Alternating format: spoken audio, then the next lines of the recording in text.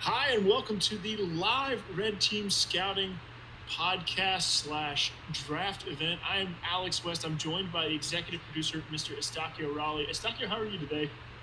I'm doing well. I'm excited for the draft. I'm scared what Cavaliers might do, but I'm really looking forward to the culmination of all the hard work we've put in this year. If nothing else, that's where we are. It is a relief to be here.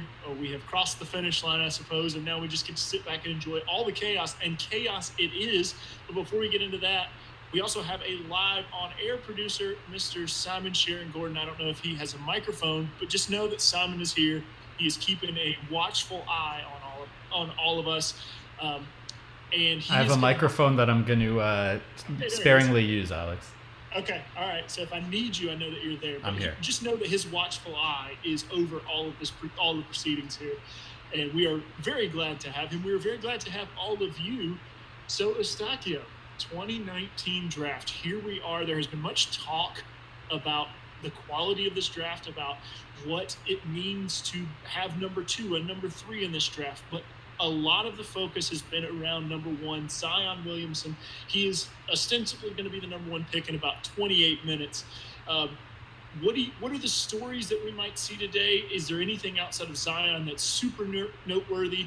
And do you want to talk about the actual strength of this class versus the perceived strength of this class? Yeah, so I'm just really fascinated about how New Orleans is going to build around Zion throughout the rest of this draft. They have so many options right now with the extra picks they acquired, the trade exceptions or potentially cap space that they could have. So I'm fascinated to see how that story starts to unfold the remainder of the night. As far as the strength of the class, I talked about this a little bit earlier on Twitter, but, there's a lot of talk about it being a weak draft, and I believe that's true in the second tier.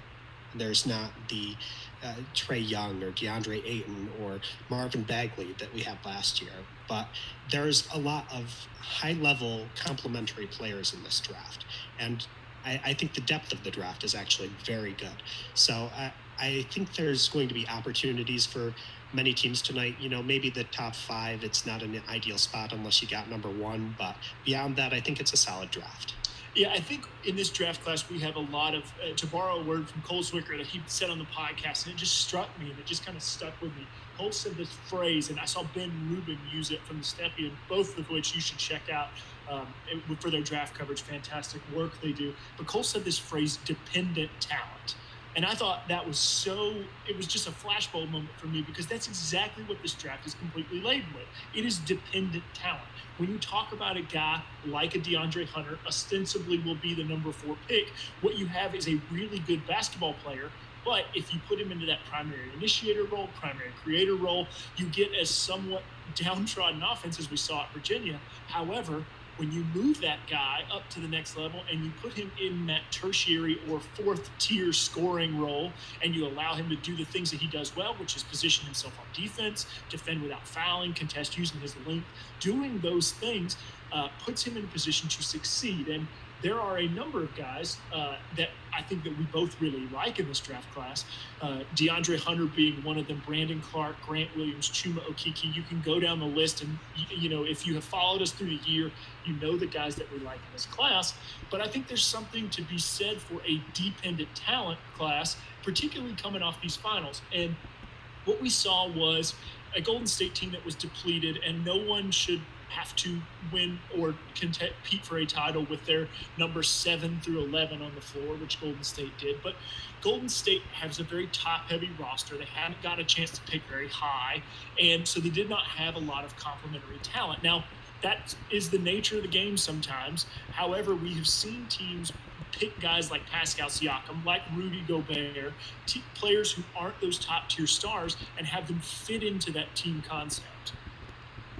Yeah, I think that's a great point. And, dependent players, they may not be what you build a team around, but they're the players that are going to add extra value on winning teams.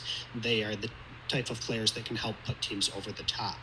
And so we saw a lot of that this year with the Raptors, with over the last 5 years with the Golden State Warriors, guys like Draymond Green and Andre Iguodala, and even to an extent Klay Thompson have a measure of dependency on their system. I said they didn't have it. I said they didn't have any dependent players. Obviously, they have the best dependent talent in the game in Draymond Green. Yeah, but I mean, it illustrates how valuable these players can be in the right setting. And so building that setting, of course, is important, but having the right players to fit within that setting, it's harder than teams sometimes think it is. So finding these talents like that in this draft, it's a big opportunity for teams, in my opinion. Yeah, I think that's going to be the story of this. I mean, obviously, Zion, we know how that's going to go down. He's going to go to New Orleans. But outside of that, I think this is going to be one of those rosters. I mean, one of these drafts where you look back and say, X championship team helped fill out their roster with a Jarrett Culver, with a DeAndre Hunter, with a Chuma Okeke. All these guys are going to be able to play in playoff basketball. Now, we kind of know where we're going. There have been a lot of rumors that have flown around. It looks like we're going to go Ja Morant number 2 to the Memphis Grizzlies. We're going to go RJ Barrett number 3.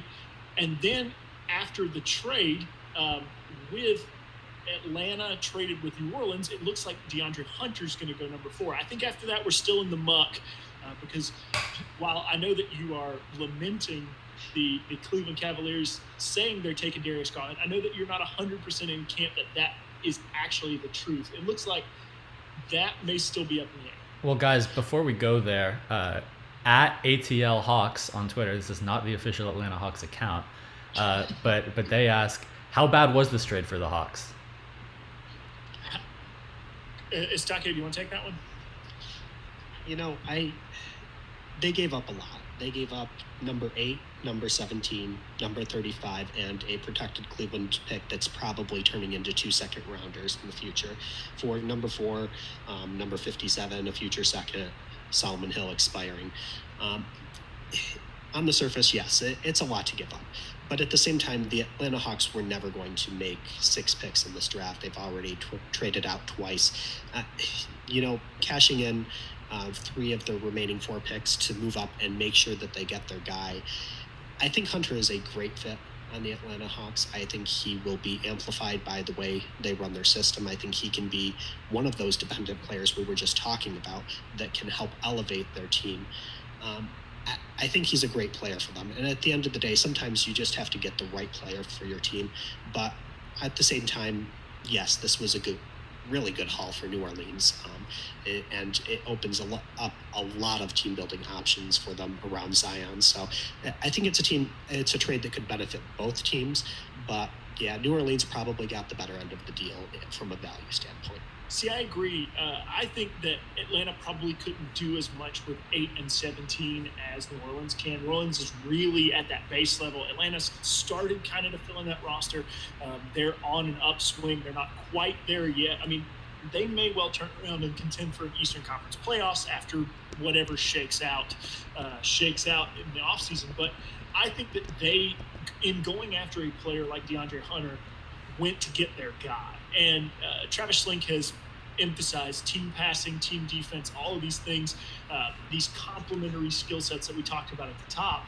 And I think in moving up, what they said was, this is our guy. We're sure this is who we want.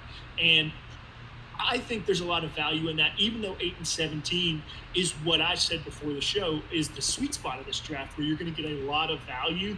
I think Atlanta needs to add particular talent instead of just talent at the moment, because they have a player in Trae Young who can get kind of exposed when he does get to playoff basketball. They're going to have to supplement that team around him to really make up for his deficiencies because he's such a tremendous offensive player.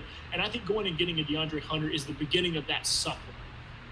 Yeah, and absolutely, because Trae Young brings so much to the table on the offensive end. He can make up for so many deficiencies of other players around him that finding those right defensive role players to make up for his shortcomings on the other end just makes so much sense. And so, I don't love the value of the trade, but I think that DeAndre Hunter is a player they will be very happy if they have 2, 3, 4 years from now. Let's talk now about some of the other trades that were made. There was another top 10 deal that went down. The Phoenix Suns traded number 6 to Minnesota for number 11 and Dario Saric. And then they also traded TJ Warren and number 32 to Indiana earlier in the evening. So what do you think about Phoenix moving back, about Minnesota moving up in this draft? Phoenix obviously didn't love anybody that they were going to be able to get at 6, which I kind of get. They're a team that was shopping position of need. Apparently, I think they can still get a lot of talent at 11. That was the spot where Brandon Clark had been penciled in a lot of places, and I still think that's a very good fit for Phoenix to put beside DeAndre Ayton. So if they have their eye on something like that, if they want to move down and get a Brandon Clark, if you don't love 6, then move back and pick up an asset. Dario Saric going to be able to space the floor, going to give them another. We talked about earlier in the year how you kind of have to have this cadre of bigs. You know, you have to have a spacer, and you have to have a tweener, and you have to have a banger, and all these things. Well, getting a player like Dario Saric gives you another piece to that big man puzzle. And if you're going to do that, in a sense of you're going to rotate your bigs by committee, I think getting that and getting a Brandon Clark, if that's the direction they choose to go, is actually really good value. For Minnesota, they likely have their eye on Darius Garland or Kobe White. Those would probably be, I think, the 2 guys that would go there. And that might be part of Cleveland's plan, because Chandler Jenkins on YouTube asked us, Cleveland is the worst fit for Garland, right? And I think there's something to that. Maybe they're dangling him, trying to get Chicago to jump over Minnesota, or, you know, whatever may happen there. But I think there's going to be some jockeying in that 5 to 10 range to pick up, you know, Darius Garland, Kobe White, the 2 guards that are going to be left after Morant's gone. Yeah, I think that makes a lot of sense. I really don't see how Cleveland would take another point guard here. They took Colin Sexton last year, knowing he was a development project. Next year's class, where they will be in the top 10 again, most likely, is full of facilitators and lead guards. So, you know, I mean, I like Garland as a talent.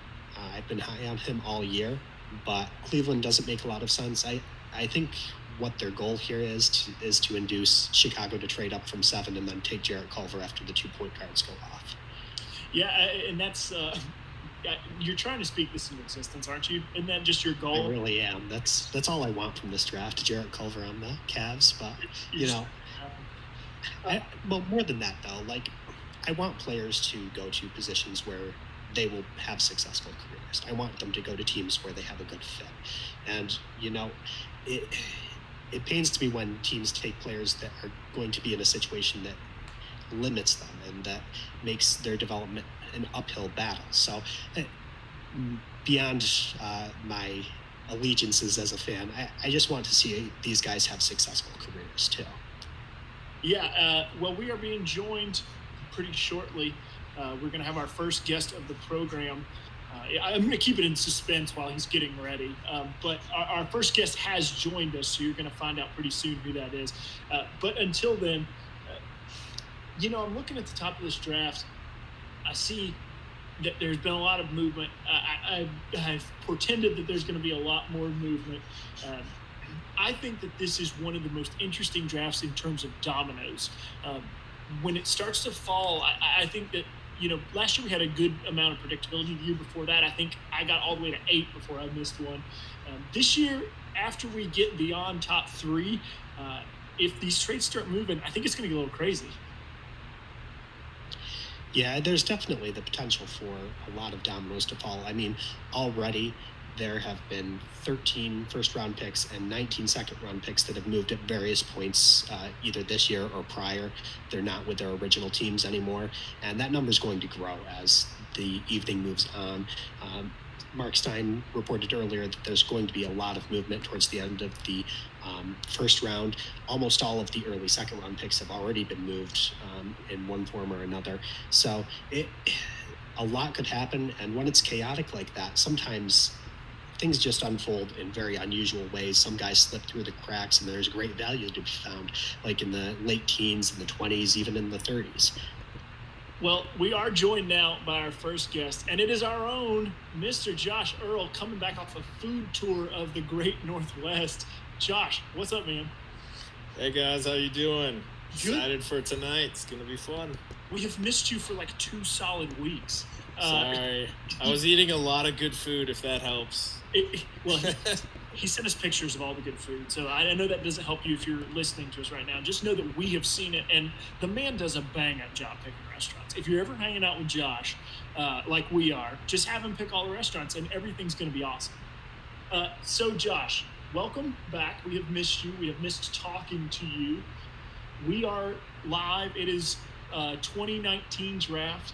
What do you think right off the top? What's the first thing that comes to your head about this class, about what's going to unfold tonight? Well, to me, the thing that is most fascinating about the draft and why I always refer to draft day as my birthday to my wife. I used to never take my birthdays or Christmas off from work, but I would always take the day of the draft and the day of trade deadline off.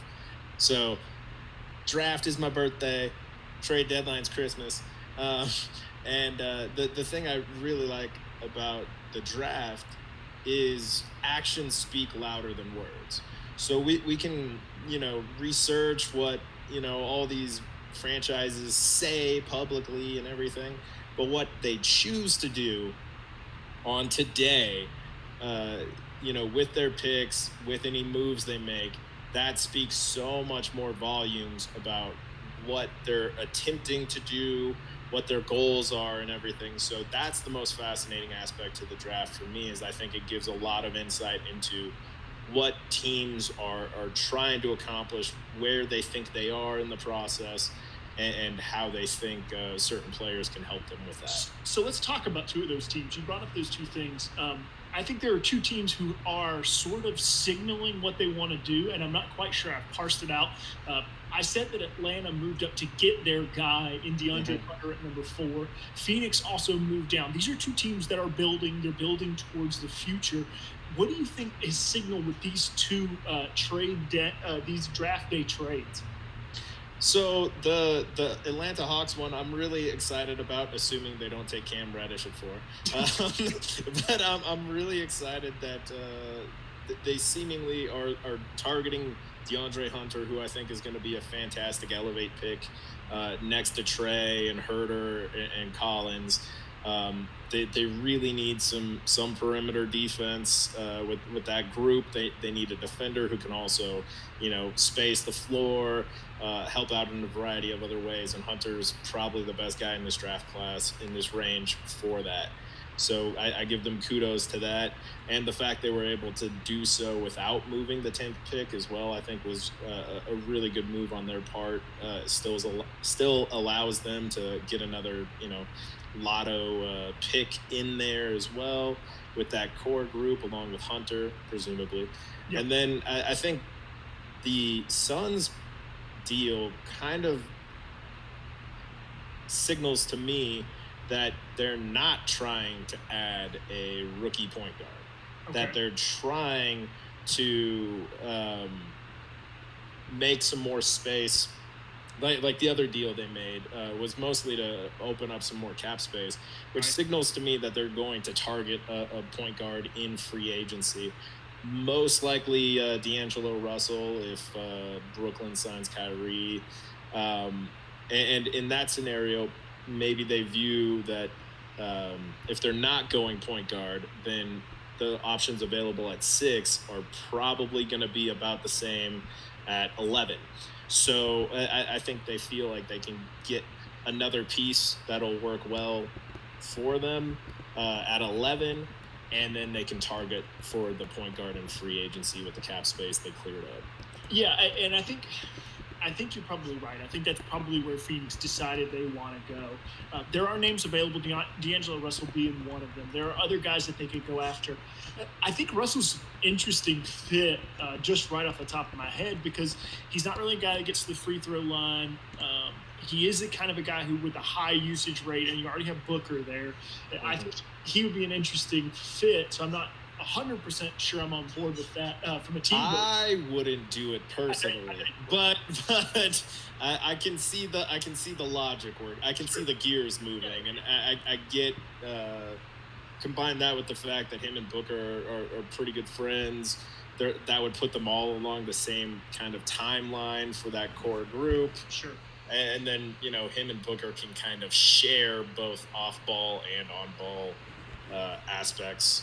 Where do you go if you're Phoenix at 11? Where do you go? I talked about Brandon Clark being kind of the name that has been penciled into the number 11 spot for a long time. Where do you go if you're looking at this pick? Well, I mean, you're locked in with Booker, Ayton, Saric, Mikal Bridges. I personally love Clark. I'm one of the few people who's completely on board with Memphis considering him at number 2, even though they're definitely taking Ja. I don't think Clark would work all that well with Ayton. And then when you factor in trading in for Saric and everything, I don't know if that would be an ideal spot for him or necessarily for the Suns. I wouldn't be surprised if they maybe look to a wing there. Booker has basically been the de facto point guard. Mikal Bridges is a strong 3-and-D guy who actually didn't really have the 3 down pat in his rookie year. And beyond that, they don't really have a whole lot of wing depth. So even if you factor in signing a point guard like D'Angelo Russell in free agency, and then Booker sliding down more to, the wing role, there's still not much depth there. And I think there's a lot of wings that are going to be in that range that Phoenix will find interesting. Yeah, that's a tough spot to be in. I would probably just take Clark because, I know that doesn't necessarily elevate their team perspective, but that weak side shot blocking, that defensive instinct, that's a player I really like there. Now let's talk about some middle of the road teams. We had a few people ask a couple of questions about a couple teams, and I just want to throw them at you, and so that you can just say back to me, pick Grant Williams with all these picks. Yes.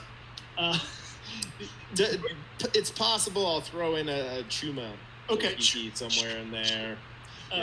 Charlotte at number 12, who do you like for them? They have a lot of questions that need to be answered.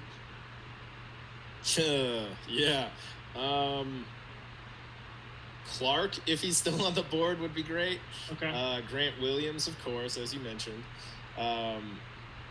Really, all they have certainly locked in, since there's uncertainty with Kimba and Jeremy Lamb,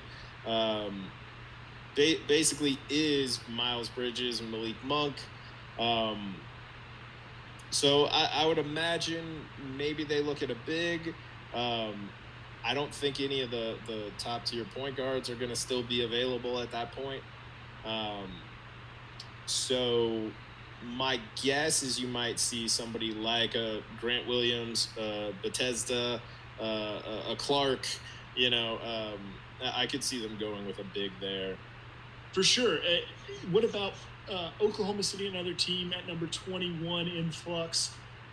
They have made available Andre Roberson. They have made available Steven Adams. It looks like they're trying to get off some salary, kind of dip under that tax number. That means they need good, cheap labor at number 21. Yes. Now, this is a very fair place to just say Grant Williams, and we can move on if that's the way it is. But who do you like there? Cameron Johnson, actually. Okay. I think one of the biggest issues that the Thunder have had consistently for a long time is having shooting on the court. And Cameron's ready to come in and contribute right away. Sure. Which I even if they're looking to duck the tax and get out from under, Adams and Roberson and Schroeder's contracts, I have no doubt that they still want to compete next year. Yeah. They're not wasting, Paul George and Russell Westbrook's seasons on, just a flyer on somebody like Dumboya, who's not going to be there at that point anyway. The underdog player. Yeah. So I think Cam Johnson makes a lot of sense there and would allow them to have the shooter and the shooter with size that they've lacked for a long time. All right, last one, and then I will let you go. Number 28, Golden State. We saw them have a need for more able bodies. And Jacob Evans, their pick last year, didn't quite make it to the floor where he could play those big time minutes. And I don't think anybody expected him to, but he didn't quite make it out there. Is there somebody at number 28 that you just have your eye on as a player who can play, give you 12 minutes here and there in a playoff series? Yeah, I think there's going to be several players available at that spot who can at least be a positive, like 10th man type person for a team like the Warriors. I would imagine the biggest issue is going to be having any sort of playmaking. Livingston might retire. KD's going to be out for the entire season if they re-sign him. I don't believe they're likely going to bring DeMarcus back just because of how contracts work and they don't have bird rights. So really the onus is going to be on playmaking. And personally, in lieu of any point guard prospects at that point, if he's still on the board, I think Ty Jerome's certainly a guy who, especially in the Warriors style of play, would be a guy who brings some playmaking, who brings some shooting, who'd be able to plug in and play 12 minutes a game, in the playoffs for the Warriors. All right, Josh, thanks, man. Thanks. Appreciate you taking time out of your schedule. You have anything coming up that we need to keep an eye on? I don't know how your class is, where you are in your class schedule at the moment, but yeah, I actually have a new 8-week session that tips off on Monday.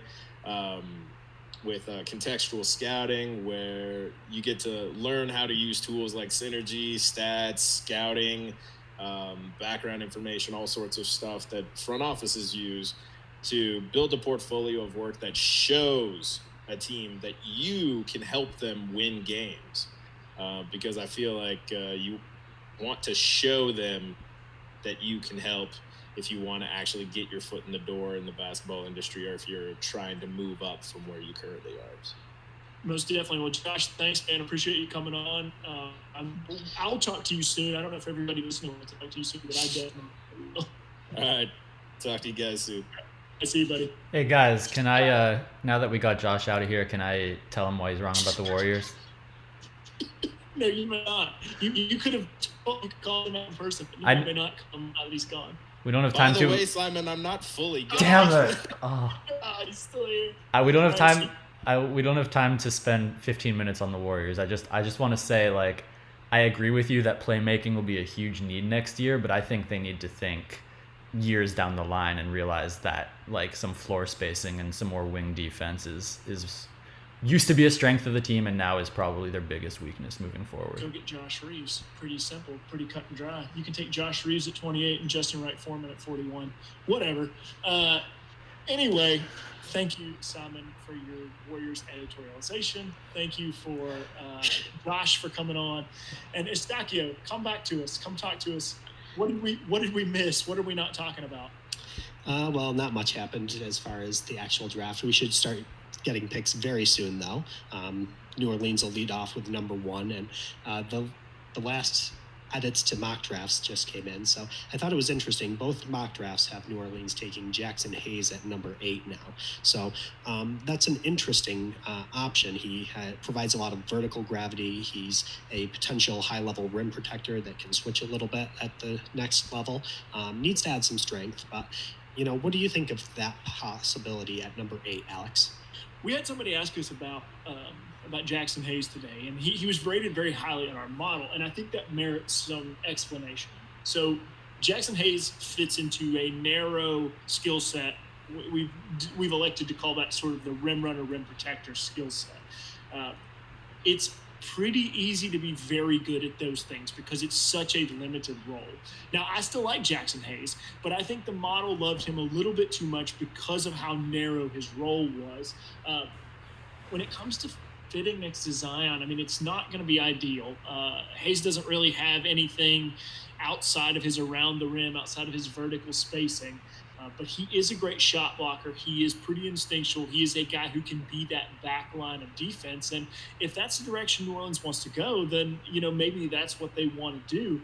I think that they probably could go other directions and still reap a lot of value out of an 8th pick, depending on how the dominoes fall, and maybe look at a big elsewhere, maybe in free agency, maybe at number 17 or at number 35. There are good bigs. There are even good rim runners who are going to be available that late. When you talk about, Mfiondu Kabengele, or when you look at the guy's name escapes me from Arkansas, Daniel Gafford. Gafford's going to be available. There are other rim runners who can fill that niche if you love a player at 8, which I do, but I don't know that they do. Yeah, and to me, I'm just not sure that a rim runner is what you want next to Zion Williamson. I think you want him to play that role on offense, and yeah, I think you need a big bruiser behind him as the 5 to soak minutes in the regular season, to play limited minutes in the postseason. But I think a guy that maybe fits a lot better with their current roster, a guy I'm not personally high on, but I think he works well there, is Goga Batadze. He has the potential to be a high-level screener, a pick-and-pop big, and I think the skill set he brings just fits a lot better with that roster. They could even maybe trade down a few spots and get him. So that'll be interesting. But now with this collection of assets they got from Atlanta, they have 8, they have 17, they have 35. How would you approach using those picks to try and build a good fitting roster around Zion Williamson? That's really tough. Like, there are a lot of ways to go. I think 8 is like right at the start of the sweet spot for this draft, where you start to see those guys where value kind of overtakes what you're paying for them. I think that okay, so let me put it to you this way. I think sooner rather than later, you have to think about what's going to happen in the post Drew Holiday world. Drew Holiday is a great piece. He is a great veteran to have on this roster, fantastic defender. I think at some point you're probably going to move on from him because somebody's going to give you a good deal, somebody's going to give you good value for him, or he may ask to get out of there if he's looking for a more championship-ready position. So when I think about that, maybe a guy like Nickeil Alexander-Walker sort of starts to look good at either 8 or 17, depending on how you feel about him. He may still be there at 17. I have a hard time thinking he's going to fall past Detroit and Orlando at 15 and 16. So you may have to grab him at 8 if you really like him. But that's a player that you have to consider. I think even a guy like Ty Jerome is another guy to consider with that 17th pick. A player who I had number 19 on my board. He is a pretty good playmaker, but he is a very, very good relocator, high IQ player, great feet. And you start to look at it that way. And then with the 35th pick, if a guy like a Nick Claxton, if a guy like a Daniel Gafford is available, then you start to look to fill that rim runner role if you need it. But, man, there's so many good players, or players that I think are rotational, that are going to be available. You got Terrence Davis, Josh Reeves, Daquan Jeffries. There are going to be Terrence Mann out of Florida State. These are all players that we saw at Portsmouth and were very impressed. And then you have another player who I had number 39 on my board, in Zalon Cheatham, who played at Arizona State, who I think is a really underrated player. His shot has to develop, but his flexibility, his positionality, and his ability to switch would make him super, super valuable at number 35. Yeah, and some other options that I was thinking about personally. If we look at what's realistic in that range, I wouldn't even mind if they went Cam Reddish at 8, Cam Johnson at 17, just because that emphasizes putting spacing around Zion. And that's such an integral thing. We saw what having good spacing did for Giannis this year. The Bucks exploded. They had a, I think, 61-win team and made it to the conference finals. Putting spacing around a guy that has so much interior gravity like Zion is so important. And so even if they just take a couple of shooters there, it would go a long way towards making a roster that fits around Zion. But, I think there's also, I should mention too, the pick is now official. Mark Stein says no sources needed. Zion Williamson is finally a Pelican. But I think there may be some opportunities for the Pelicans to legitimately build a really good team this year. They have Drew Holiday. They have two young guys from the Lakers and Lonzo Ball and Brandon Ingram, they potentially have some cap space. And also, I think they created trade exceptions through the deals they made, both with the Lakers and with the Hawks tonight. So maybe even trading 8 or 17 for existing players in the league, veterans, that might be an option worth considering here. I think there are other options also, depending on how their cap space works out. They can go after and sort of add some of that supplemental talent. They can add players to mentor these young guys. I think they have a really fun roster to build. Like last year, if you were asking, what's the most fun roster to build around if you're starting up the 2K franchise or you're just playing the thought exercise, I think a lot of people would have said Boston. I think Sacramento was probably in that discussion because they had a lot of young talent. Atlanta probably the same way. I think this year New Orleans has sort of usurped that title. They just have a lot of fun pieces. They have a lot of players who are going to be exciting to watch, and they aren't necessarily a super great fit. So if you're just firing up the old 2K franchise, I think that's a team you probably are going to look at early. All right, guys. So the actual draft is starting here. Adam Silver just got everyone excited for this lottery by saying that the Raptors were the first team in modern NBA history to win a championship with no lottery picks on their roster. So this is something I wanted to touch on the top of the show, and this picture has been going around, this meme, people are talking about this. Eustacchio, this is the exception. I think you would back me up on this in saying when you look at this Raptors roster, what they did was fantastic. What they did was basically turn a reboot into a championship roster in one season after they'd run out the string on the DeMar DeRozan-Kyle Lowry pairing. But I feel like it's sort of disingenuous to say, well, this is a team with no lottery picks. Yeah, I mean, first of all, Kawhi Leonard was picked just outside the lottery, and he obviously is a lottery level talent now. He's a MVP caliber player, a perennial candidate in that race. And so, just because he was picked outside the lottery, technically, it doesn't mean they didn't have a talent of that caliber. But beyond that, this team is not the norm. You have teams like Golden State won the last couple of years with Kevin Durant and with Steph Curry and with Klay Thompson, who were all picked in the lottery. You have, before that, Cleveland won with LeBron James, Kyrie Irving, both number 1 picks, and Kevin Love picked in the lottery. Not in the Heat era. A guy named Tim Duncan for the Spurs. He was pretty good for a little while there. I mean, it was brief, but he was a decent player. So the lottery does matter. I had an article earlier in the year that showed how frequently the 3 best players on championship teams come from the lottery, but it doesn't necessarily have to be the top of the lottery. And sometimes there are opportunities to get players outside of that, players like Kyle Lowry, players like Draymond Green, and taking advantage of those opportunities is absolutely essential in building a championship caliber roster. You do need to find some guys in ways that are providing much greater EV than you expect from that spot. Well, and I think to further that point, the idea that they were all picked outside the lottery, but they weren't picked outside the lottery by Toronto.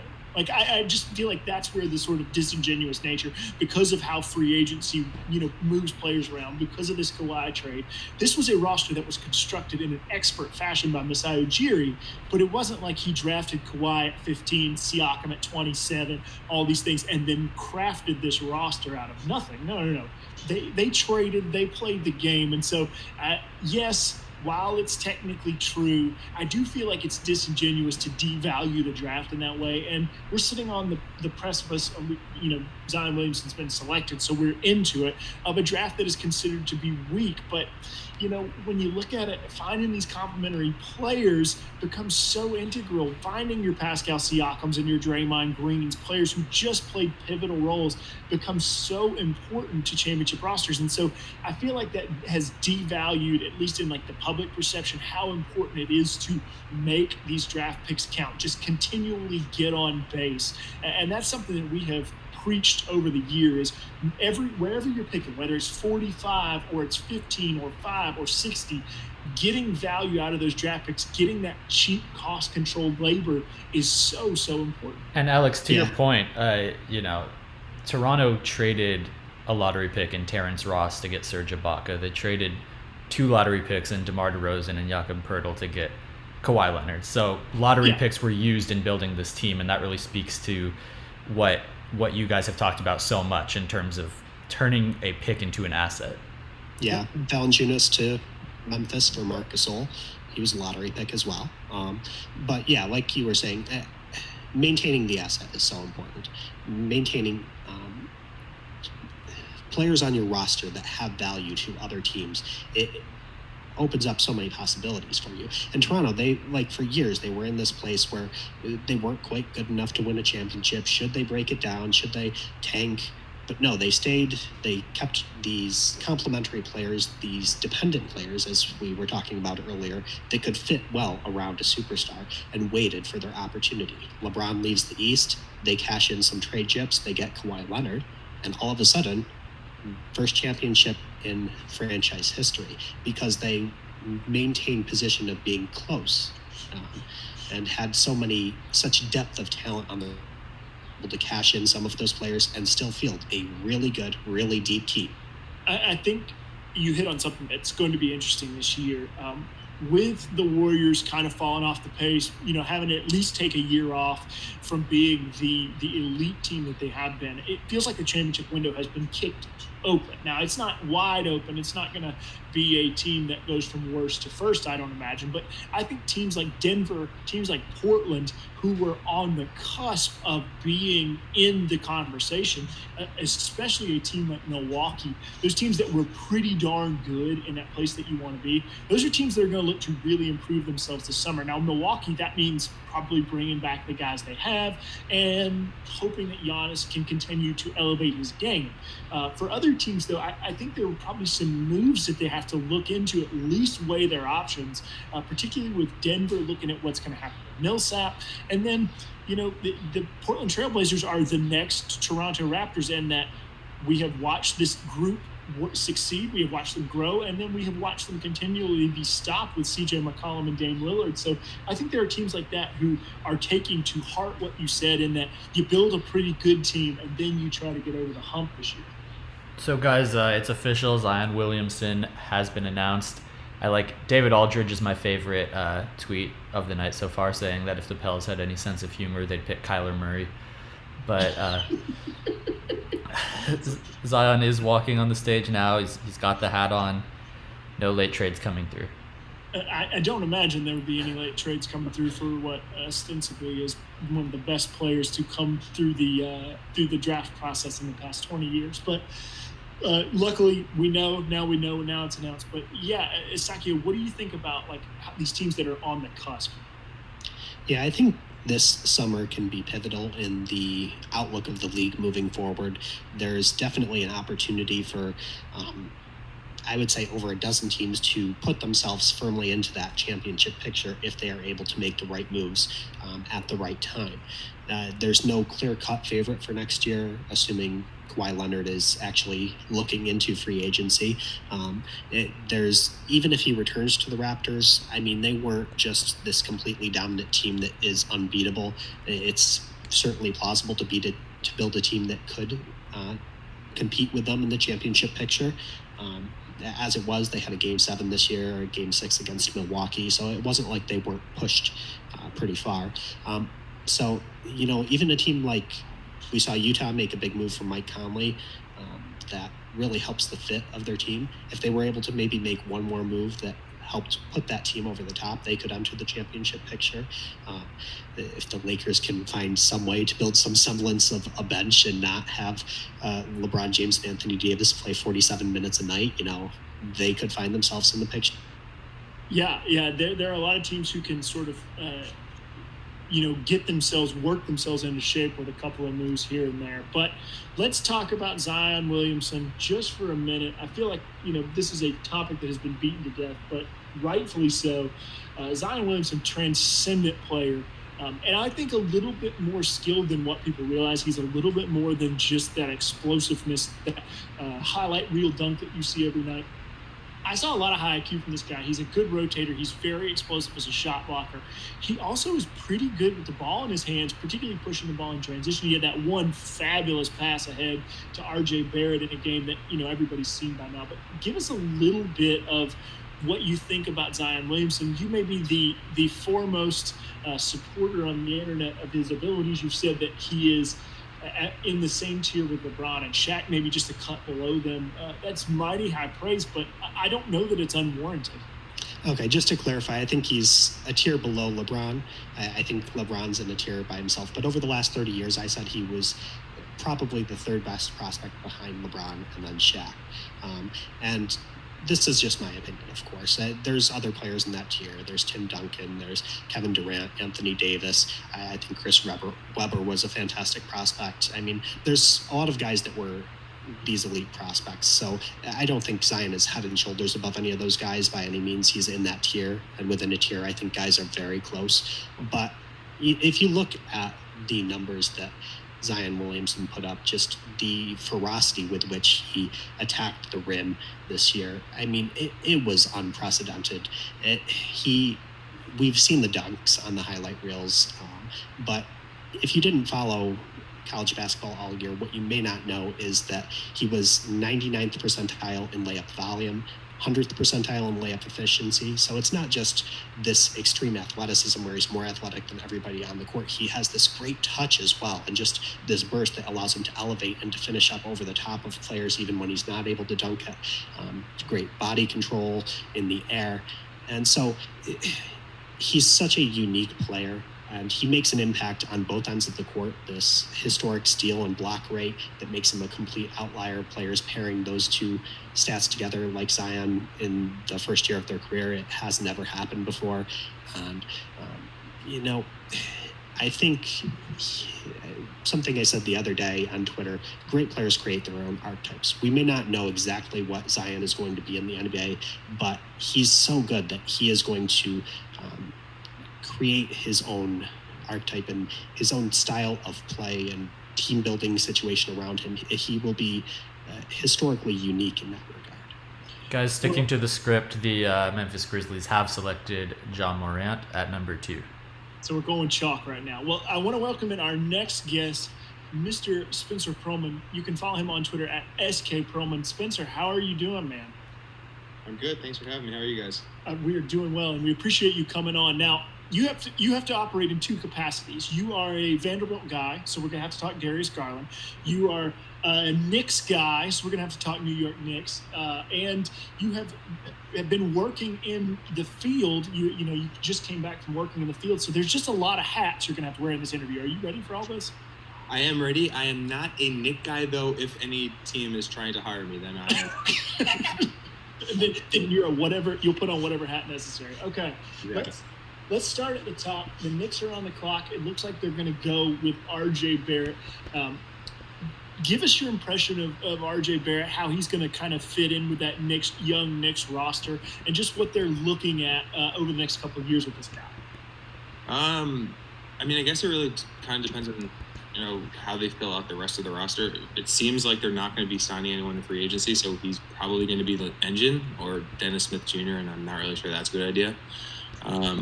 And, something should be said for a player who can carry the load night in, night out, which I think RJ can definitely do. I don't really think he'll be particularly efficient doing it. And I don't really think he'll ever be maybe, league average or slightly above league average in that respect. But, he's a good passer from the top of the key. He's very, very strong, and he uses his strength very well at dislodging players. I think there's definitely reason to buy his long-term shooting. It's a pick. Plus his mental makeup.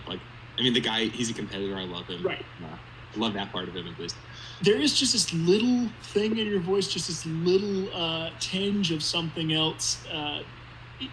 A player that I think rightfully has come under some fire through the year for his mentality, the way he sort of approaches the game.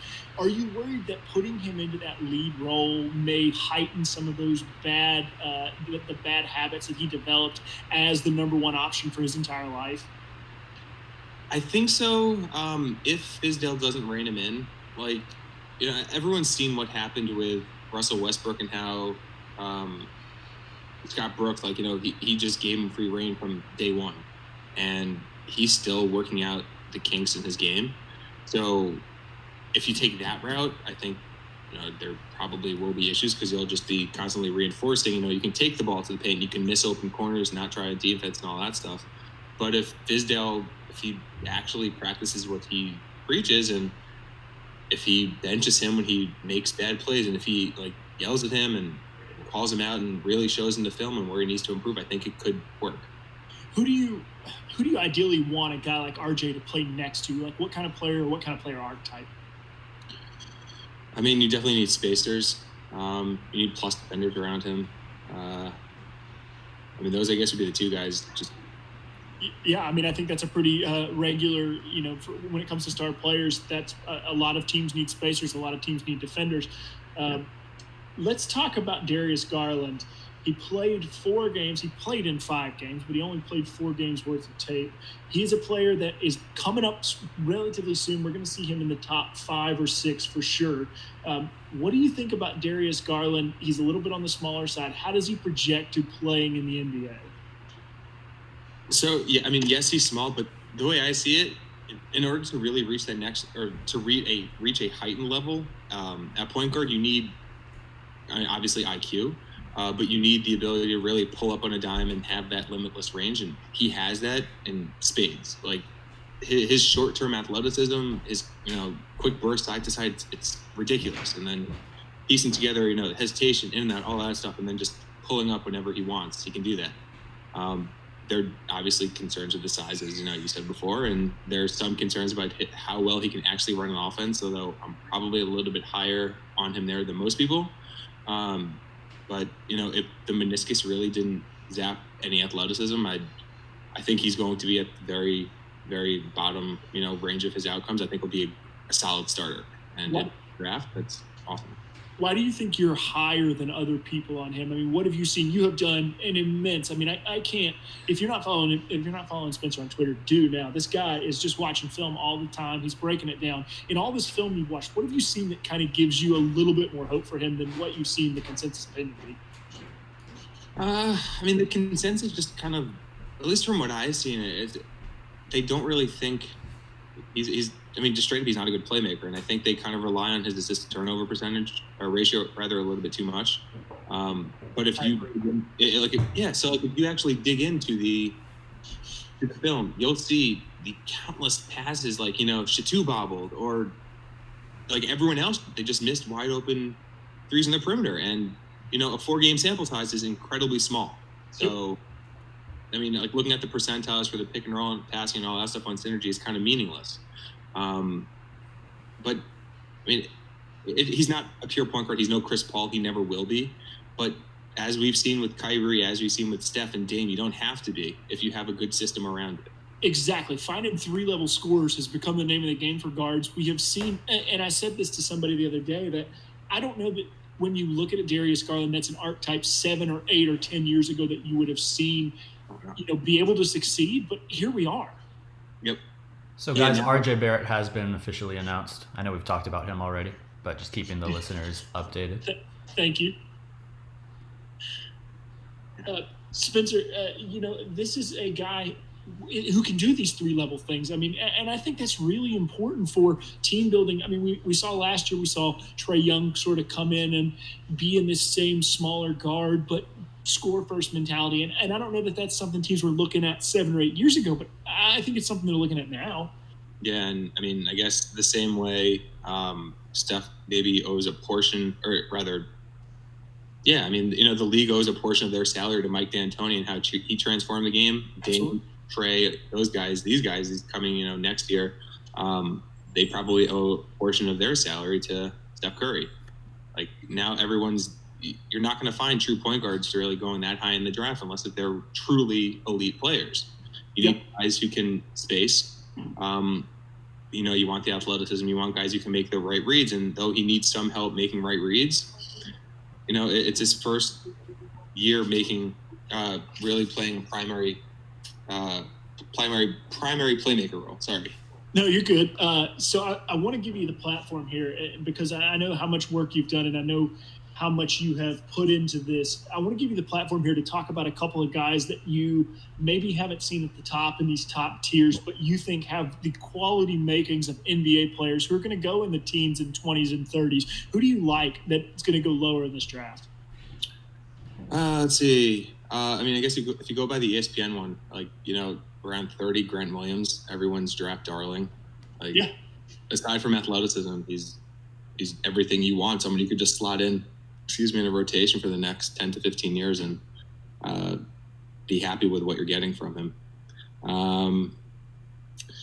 Trying to think. I put you on the spot, so I mean I may as well stall to let you think a little bit because I did just put you on the spot. But pull my big board quickly.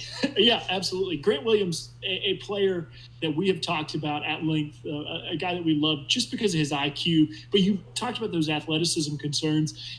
To me, and you may disagree with this, Spencer, but I'd love to hear it. I think athleticism is kind of a threshold. If you can get to a certain level, you can stay on the floor as long as you don't get played off because of a lack of athleticism.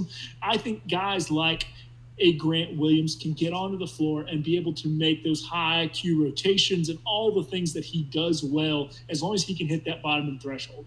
Yeah, like he's not, he's not Enes Kanter in space. He's nothing like that. In fact, I've seen way more glimpses of him actually really turning his hips and showing those flashes of perimeter defense that you really want from the 4s and 5s right now than people give him credit for. So yeah. I don't think he's not Zion. Like, he's not Zion, he's not Clark, he's nothing like that. But sure, like you said, you don't have to be. And what he doesn't have in athleticism, he more than makes up for in IQ. Absolutely. Who else do you like, as you get into the middle picks? I mean, I have extolled at length about Chuma Okeke from Auburn. I think Josh Reeves is a fantastic pick. I just think there are good NBA players who are going to fall into that range. Yeah, so Zylan Cheatham. Yeah.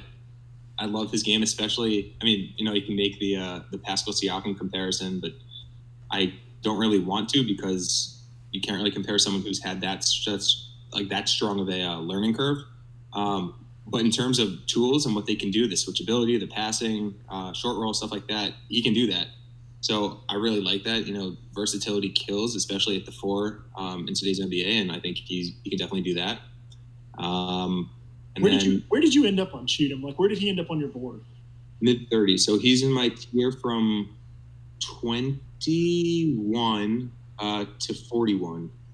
I wouldn't take him at the late first, I don't think. He's 39 for me. That tier is 24 to 39 for me. So yeah, I'm right there with you. I love his switchability. The shot is a big question. Just his ability to do something on the offensive end, I'm concerned about. But I think he makes up for it with his length, his ability to rebound, sort of bigger than he is. I think there are avenues to success for him. Yeah. So he was 37th on mine. Okay. So same, it's in that same area. Yeah. But I agree the shot has to come. And from what I've been told from people who have actually been working out with him and seen him up close, the shot is getting better. He's probably not going to come in next year and hit, I'd say even 25% of his threes. He probably shouldn't be taking threes. But, 3-5 years from now, why not? Sure. Yeah, absolutely. All right. Is there one more guy that you really love that you just have to get on and talk about? If not, just say no. Yeah, I'll go with Eric Pascal. Okay. Give us Eric Pascal. Yeah, I get the low steal percentage and the low block percentage and I guess, the low basically everything besides scoring and whatnot. But he killed it from 3 this year. He shot 39% from NBA range. I think his versatility on defense, I think that's actually really going to show in the switching scheme. I think he has the strength to potentially defend some small 5s, not obviously guys like Nurkic and Joel Embiid, but I don't see an issue with him, maybe someone like Capella from time to time. And then I just think he's a team guy. He wore a variety of hats at Villanova. And I don't think that could be any different in the NBA. My concern with Pascal is I'm not super sure where he defends. He is a little bit worrisome when I watch tape. Like, I'm not sure he's big enough to defend fives. I'm not sure he's quick enough to defend on the perimeter and those wings. That's been my number one concern for him. But coming out of that Jay Wright system, coming out of a pro-style college system, I think it's going to do a lot of good for him. Yeah, I mean, I'm probably a little bit higher on him also because every year there's always one Villanova guy I like. Like, I have Josh Hart. I love Mikal Bridges. This year, apparently, it's going to be Eric Pascal. All right. See who it'll be. That's what I was going to say. We're going to have to look for your Villanova guy next year. All right, Spencer, appreciate you coming on, taking the time, man. Is there anything, I mean, you write for the Stepien. You have done a tremendous job. Is there anything you're working on that you want to get a plug on, or should we just follow you on Twitter and see what happens? I mean, I guess just follow me on Twitter. I'm usually putting out stuff every day. But it's good stuff. I appreciate that. You guys do awesome work too. You guys, you know, I really love it. Well, thank you, Spencer. Appreciate you coming on, man. We can't wait to talk to you soon. Hopefully get you on a podcast and maybe be able to break some more guys down at some point. But thanks for coming on, man. That's good. Have a good one. Thanks, Spencer. Thank you. Eustacchio. I just want to give a shout out from Twitter, guys. Chandler Jenkins at CJ_WX. No one's going to remember that. Says that I'm just listening to Red Team Scouting show right now. Internet kind of allows you to choose your own hosts. And that's what we're trying to do here. I mean, you know, I understand if people want to watch the broadcast, kind of be in the moment, but we're trying to give a little more in-depth analysis. So I'm glad that people are coming to us for that. You're not gonna get a lot of Zalem Cheatham takes watching the broadcast. I'll tell you that. Spencer brought that. That's the kind of thing that we have focused on, the absolute minutia of the draft. And if you appreciate that, please let us know. We'll keep it up. We're going to keep giving the people what they want. But Eustacchio, while we were talking to Spencer, did we miss anything good? I believe the clock is now to the Cleveland Cavaliers, which is where this draft gets interesting. The best available right now is Darius Garland, but he's not a natural fit for their roster. So whether they trade this pick or whether they take Garland, it could have a domino effect on the rest of this draft. So I think we're reaching a critical point here. Also, guys, DeAndre Hunter is literally wearing a Lakers hat on stage right now. Like, I get not announcing things until they're official, but this is ridiculous. Yeah, well, you know, DeAndre Hunter going to the Atlanta Hawks. We talked about him earlier. He's not going to the Lakers despite the hat. I always thought that was silly, though. You're hitting on one of my least favorite draft night things, the weird formality of not announcing stuff and putting guys on stage in different hats. I hate that. I mean, at least put him in a Pelicans hat, though, right? Like, this pick was traded a week ago. What silliness. Anyway, we are to the point where the draft starts to get interesting. We are to the point where the door starts to open up for something. Cleveland on the clock, little bit over 2 minutes left to go. Eustacchio, if Cleveland takes Garland here, you said bad fit. You said, you know, there are other players that they can take. What does that signal to you about the direction of the franchise? I think if they take Garland here, it's clear that they don't view Sexton as the point guard of the future, that they view him more as a sixth man type, which, you know, that may be fair. He definitely doesn't have the playmaking skills to be a full-time initiator. He needs wings with creation next to him. But taking him as a project last year, knowing that going in, that it was going to take time for him to add strength, take time for him to develop playmaking skills, it just feels awkward to throw in the towel on that after year one and take a guy that is really going to struggle playing alongside Sexton on the floor. So really, there's going to be a lot of staggering between Garland and Sexton if that is indeed what happens here. Moreover, there's a deep initiator class next year. We know like Trey Jones and Devin Dotson, Jalen Pickett, Cassius Winston are all returning. Then there's all sorts of incoming freshmen. Don't even say it. Just don't say it. I don't want to hear those words. But so, you know, I just don't think it makes a lot of sense for them to take Garland here. That said, I can understand why they like Garland's talent. Spencer hit on some really great points there. And, you know, at Vanderbilt, Garland generates perimeter gravity, but the rest of the Vanderbilt offense isn't built to take advantage of that. And so, yeah, I mean, I think he's going to be a much more impactful offensive player on a team level in the NBA. And so I can understand wanting to get a player with that type of talent, that level of ball handling skills, the best pull-up shooter in this draft. So there's definitely arguments in favor of it, even though it runs contrary to my sensibilities from a fit perspective. But at the same time, I feel like there's other teams in this draft that really would like to get Garland in where he would fit very well. So it makes sense that they would have trade offers on the table right now. We'll see if anything goes down, though. Well, it has happened. It is official. It is selected. So if you're going to die right here live on radio, for the moment, Darius Garland is a Cavalier. Well, this is interesting. No, I had my little meltdown earlier when Mark Stein announced it as a possibility and Chris Haynes confirmed it. But, he's a guy I definitely can root for. I rooted for him throughout the draft process. And it's going to be an awkward fit initially if he stays on the roster. But he's a very dynamic player, a player that is just electric with the ball in his hands and can make things happen. And, it will perhaps help Cavalier fans move on from Kyrie Irving a little bit and having a new young point guard that's so skilled to root for. Woj is on ESPN talking about how Cleveland is still engaged in talks, but the clock is winding down. Okay, all right. So it looks like we may need to put a pin in what's going to happen with Cleveland and with Darius Garland. I don't know really where you go from here, Eustacchio. Without naming names, I'm not putting you on the spot and asking you to source your information. If you do trade Garland, what are you trading him for? Are you trading him for an established player? Are you trading him for another pick? Are you trying to pick up a little bit of both? I would want another pick. Specifically, I would want the number 7 pick from Chicago because it looks like Jarrett Culver will be available there. I'm still clinging to a shred of hope on that one. But I do think that they shouldn't look to trade farther back than 2 picks because more than anything, the Cavaliers need elite talent. And it does drop off in this draft after about 7 picks. There's a lot more uncertainty aside from a few guys that were much higher on than consensus. So I think there's risk in dropping back too far. So if it's there, trading within the top 7 makes sense. But if it's not, Garland is a great player. I would just hold on to him and try to figure it out later.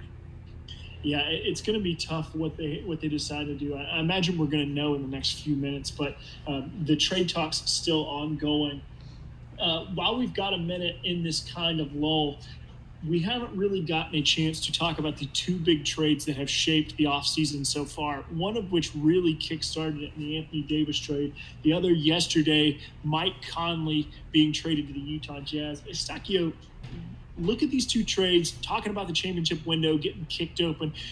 Do you think Utah did enough to put their flag in the, or I guess throw their hat in the ring, if I want to use a good metaphor? And what do you think about LA building their roster around LeBron James and Anthony Davis? Garland has been announced by Adam Silver. Okay. Thank you.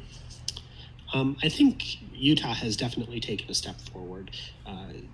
As much as I like Ricky Rubio, and I think he's a really good player, on a team that has Derek Favors and Rudy Gobert as their front court, there's just not a lot of spacing there. So Mike Conley helps alleviate that, adding an off-ball threat when he's not handling the ball and just adding a steady creator, a guy that can be a nice change of pace from Donovan Mitchell's, the pressure Donovan Mitchell puts on defense, a more steady veteran presence. And so, I think they're a really good team right now. I don't know that they're quite championship caliber. I feel like they're one move away from that.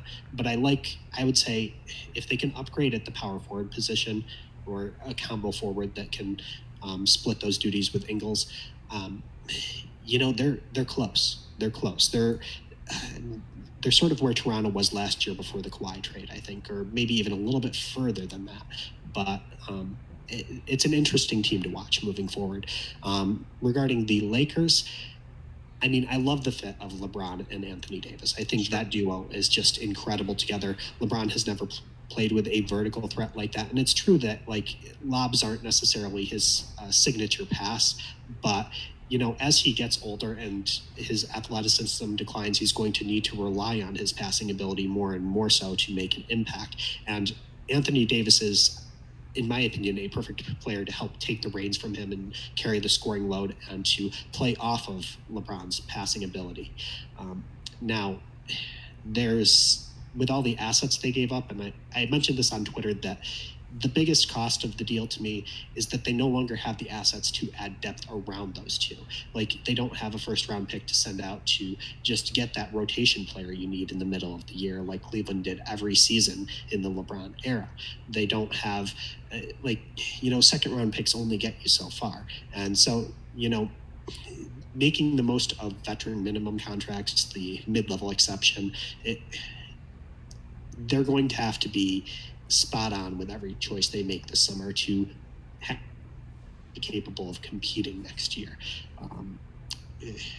It's interesting. I feel like there's more risk than I would like, but it's a chance I think you have to take, because having two MVP caliber players on the same roster just puts you in the picture always. If you get into a 7-game series with someone with that much talent, the ability for both of them to play 42, 44 minutes per game, it's an incredible advantage. So there's a lot of work to do, but there is some really high-end potential there if they can work out the details.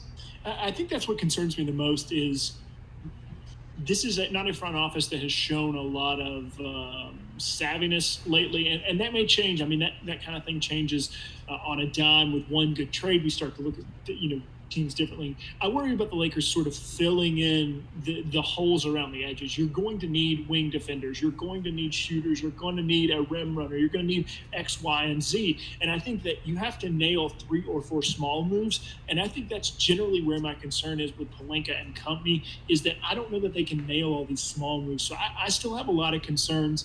This summer is obviously going to be very interesting. They're in the market to grab another marquee free agent. But I just worry that's where it's going to be. Now, apparently Minnesota is conversing. They're on the phone. They're trying to move out of this pick. I don't know if anybody wants to pick players in this draft, but it looks like Minnesota's moving down again. Yeah, that's interesting if they make another move after spending a really good rotation player. Yeah. I mean, a bargain contract, in my opinion, a starting caliber player, or at least like a high-level 6th or 7th man. It doesn't make a lot of sense to make another trade after doing that. I think that Kobe White is honestly a very good option here for them. He fits well alongside an interior scoring threat like Karl Anthony Towns. So it looks now like Woj is saying that they're focused in on Jarrett Culver. So, yeah. How much is that going to ruin her, even if that turns out to be the case? Well, they got a good player. And if they are able, I think he's a much better fit long-term with Karl Anthony Towns than Andrew Wiggins is. He's a great passer who can help set him up in the post or on the perimeter. And he just brings a diverse skill set. He's a two-way player, which is so important. I mean, if you have an interior scorer like Cat, you need help on the perimeter just to make his workload easier, so he doesn't have to do as much on the defensive end. You don't want to be losing at the point of attack continually. So having just smart two-way players like Culver would go a long way towards building that into a winning team. So I do wonder if these two teams were talking to each other, if Cleveland and Minnesota were talking to each other, because it naturally seems like maybe the flip-flop there makes a little bit more sense. Yeah, I think it does make sense, but I just don't want to get my hopes up. But I'm just trying to get your hopes up. More than that, though, I'm not sure what Minnesota would send to Cleveland just for that one pick swap. I mean, they have number 43, but is that enough? I guess it's something. I don't see any players on their roster that they'd be willing to let go. Maybe KBD, or I would hope not Tyus, but maybe. He seems to have gotten more into after Ryan Saunders took over, and then of course they hired their GM. I think that he probably fits in more to their long-term plans than what he did under the previous regime. I don't think they would move him, and I do think they're pretty satisfied with his services. So maybe they aren't after a guy like Garland. Maybe they are. I mean, Jarrett Culver, like you said, so many of the skills that are necessary for NBA wings find their home with Jarrett Culver. So maybe that's the pick. Maybe they're just sticking with it. And ultimately, if you moved up and you think that's your guy, then okay, then there you are. Then you're going to have Tyus Jones. You're going to have Andrew Wiggins, Jarrett Culver, Karl Anthony Towns, and then center or other forward by committee, I guess.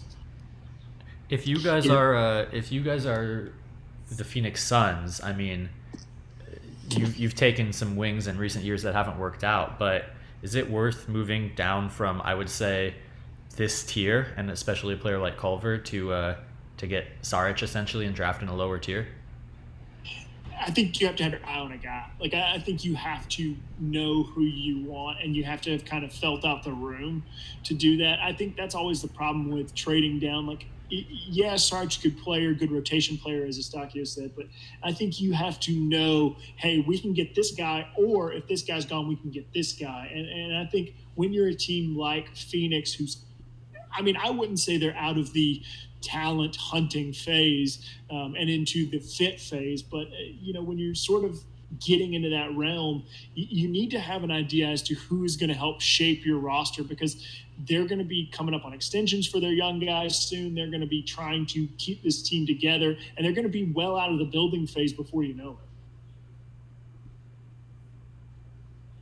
it. Yeah, I think I would say the eventual outcome of that trade is to be determined by whom they pick next. And if they choose someone that is an underwhelming talent or who is a long-term development project, I would say that doesn't necessarily make a ton of sense. But if they pick a player like, I like Brandon Clark a lot there. I think his defense with Mikal Bridges helps make up for some of the deficiencies that Devin Booker and DeAndre Ayton have on that end. That would be a really good fit for their roster.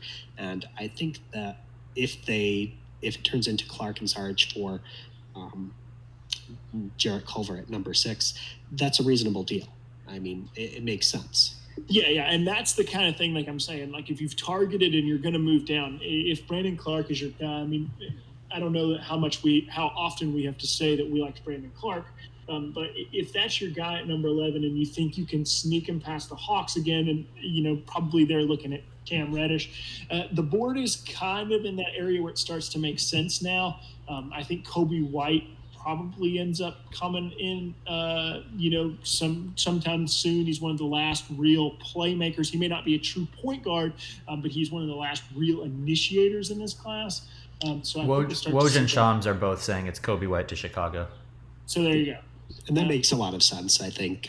He's a guy that is sort of a combo guard. He's a taller point guard, so you could potentially play him with another initiator if you wanted to.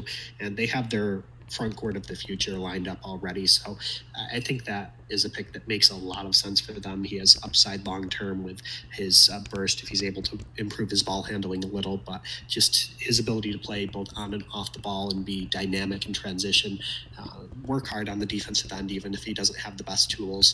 He's a really good fit for that roster. Yeah, and I think moreover, he's a guy that I talked about this when we talked about him on our Impact Players podcast, but I think it merits mentioning again. Kobe White was kind of a disaster in October and November. He looked completely out of place. He didn't really know how to run the offense at North Carolina, and his improvement through the year said so much about who he is as a player. He focused in, he learned how to play, he synthesized information, he applied what he learned, and I think when you look at a guy who grows from October to March, from October to April, however long, each college season lasts, to me, that's something that we don't really put as much emphasis in as I feel like it should, because it shows here's a player who is locked into their development. And I really like Kobe White. And for me, he started to really jump up the board as I watched him, because he was not good early on. And then he became absolutely one of the toughest players to defend, one of the players who could really do what he wanted to do and impose his will from the point guard position. So I really like him. Yeah, I think also the ability to learn from his mistakes. Between the first game against Duke and the second one, in the first one, Trey Jones just stole his lunch. He just absolutely crushed him. I mean, I think there were 17 possessions that Kobe White had that ended as zeros in 28 minutes. But in the second game, he was absolutely brilliant. He was scoring on drives, on pull-ups, on off-screen shooting. He was cutting to the rim, and he found ways to take advantage of Trey Jones, even though Jones is such a great point of attack defender. Question came in from Twitter from Simon C. Go, and it says, "What do you guys think of Brandon Clark?" So I'm gonna put a pin in that, and we're gonna get to it pretty soon. But shout out to Simon wherever he's watching from. Are you not even gonna take credit for that, Simon? Not even gonna take credit for? I just heard through the grapevine that you guys are a little bit low on him. So we're not low on him at all. We have our next guest joining us. I'm not sure if he's ready. He seems to be working on something, or he's building some sort of contraption. But it is our own Connor Haar. He will be joining us, as soon as he gets well and properly ready. But good to have him on the show. He has also been absent. He has been doing a lot of coaching. He's been jet setting around the country, working on his coaching portfolio. But he will be able to join us shortly, but until then, we have the Connor's ready, I think. He's ready. Okay, Connor, what's up, dude? What's up, man? I was trying to give you the thumbs up, but I didn't want to interrupt you on TV. But well, that's my job to cut these guys off. Exactly, that's what we got signed up for. I got you. Connor, how have you been, man? We haven't talked to you in a couple of weeks. You have been busy. You have been coaching. How's life treating you? It's great, man. I'm happy to talk to some basketball with you guys again. I wouldn't really say I'm jet setting around the world, but it makes me look good. So you're jet setting around Southern Michigan, right? Mostly Central Ohio right now, but a little bit of Michigan as well. Okay, all right. Well, we've missed you for the past couple weeks, and you haven't gotten to talk about these guys. Let's start with the draft that has already taken place. We've seen 7 picks hit the books. What have you liked? What have you not liked? Yeah, I mean, I think we realized that Zion and Ja were kind of set in stone. We realized Ja was set in stone after the Conley deal. Absolutely. RJ Barrett at 3. You know how we feel about RJ Barrett, but it's the Knicks, and the Knicks are trying to put butts in seats. So, what can we do? But Garland's a little iffy for me at 5. I know Beeline likes to run his 2-guard offense. I'm very concerned about how he works defensively with Colin Sexton and the rest of the Cavs team, especially with them struggling a lot defensively this year. But, at the same time, that's what Beeline wants to run on offense, and it's a talent collection, too, at this point for the Cavs. So let's kind of delve into that. I'm sorry to cut you off. Let's kind of delve into that. You said Beeline likes to run a 2-guard offense. That has become sort of in vogue in the NBA. We saw it a lot. We talked about it a lot during the playoffs. We saw Quinn Cook, Steph Curry lineups together. We saw Kyle Lowry and Fred VanVleet play together. And obviously Darius Garland and Colin Sexton aren't at that level, but I think it's interesting that we have moved there, and John Beilein is a coach who certainly pushes that. How do you see that kind of shaping up with these 2 guys in particular, and how do you feel about that as a thing that's happening in the league going forward? To me, I think it's just a little bit of a trend right now, specifically with the Cavs. I think that you're going to see a lot more of Garland man in the offense. Sexton had some success later in the season offensively off the ball more as like a combo guard.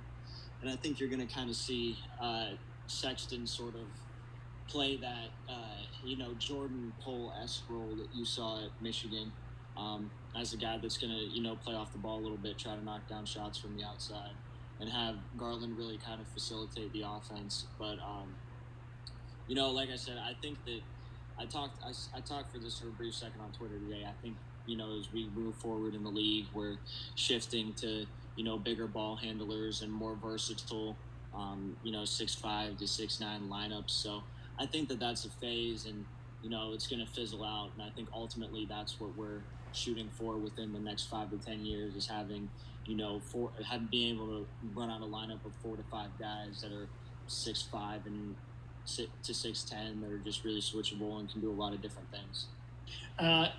You say that. I think it's going to be interesting. I think that we probably are in a transitional period for the league. There have been a lot of good forwards, a lot of guys in that 6'8", 6'9", 6'10" range picked over the past few years, including guys who sort of become primary initiators when you look at a Luka Doncic, who is probably going to end up being the rookie of the year. It is interesting to transition away from the Steph era. I mean, Simon, please don't take this the wrong way. I'm not saying the Steph era is closed, but I'm saying the next wave of stars, the younger stars, sort of fill in those forward spots as opposed to guards. So I think there's a lot of interesting shifts coming up for the league. And Connor, you might be right with that. Yeah, I mean, I think that's the way the league's going. Switchability is so valuable, and a lot with those smaller guards. You're going to see positions where I think if the Hawks find themselves in a situation probably next year where they get in the playoffs, guys like Trae Young are going to get played off the floor. If the Cavs ever find themselves in a situation where they make the playoffs, Darius Garland's going to get played off the floor on defense. NBA teams, especially when it comes to playoff time, they want to pick apart even like the tiniest advantage that they can get, and that's usually the easiest one to take.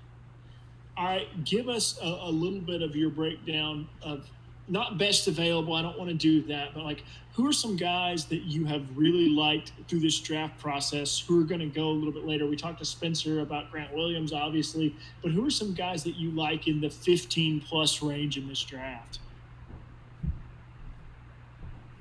Yeah, 15-plus range. I think Nickeil Alexander-Walker from Virginia Tech kind of starts around there where his projected range is going to be. I really like Nickeil Alexander-Walker. I think he has enough shot creation to be a secondary handler. I think he has a pretty transitionable, low-usage role as a spot-up shooter and a guy who can work off movement. And when he was at Virginia Tech, he guarded the best team's player every night on the perimeter, and I think that's really valuable for him.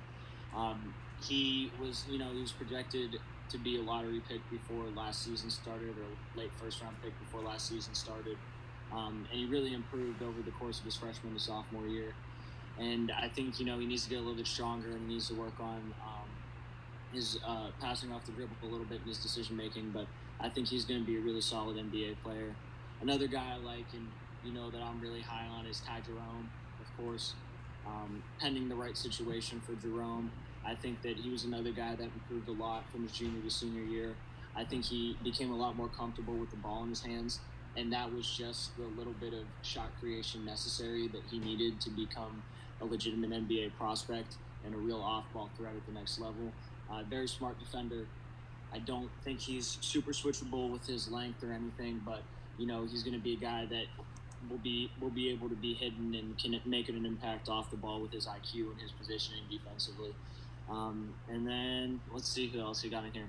I'll throw out Yovel Zusman from Israel. He's a wing, about 6'6". I really liked him a lot. He really made an impact in the EuroLeague this year, and I think that he's another guy that can come off the bench and just give really valuable minutes for an NBA team as an off-ball guy. And you're going to see that really that trend where I think it emphasizes a lot about red team scouting, but it emphasizes a lot about what you're looking for later in the draft as the picks go on. You're no longer looking for these higher usage guys where it's so hard to hit on, and you're just looking for those guys to make your team just a little bit better, and you're looking for those guys that can really elevate your lineup. Well, it looks like during your breakdown of the later picks, it looks like the number 8 selection has come in for the New Orleans Pelicans, and it's Jackson Hayes. Last question before I let you go, Connor. How do you like Hayes fitting beside Zion Williamson? It seems like an interesting fit. It doesn't necessarily seem like if Josh were here, he would say it wasn't necessarily the elevate fit. How do you think these two players sort of pair together? Guys, why don't we just play the video of Connor last year with the number 8 pick shaking his head? Was that the Sexton pick last year? I think that was the Knox pick. Was it Sexton? Yeah, let's do that. Sexton was 8, Knox was 9. Oh, okay.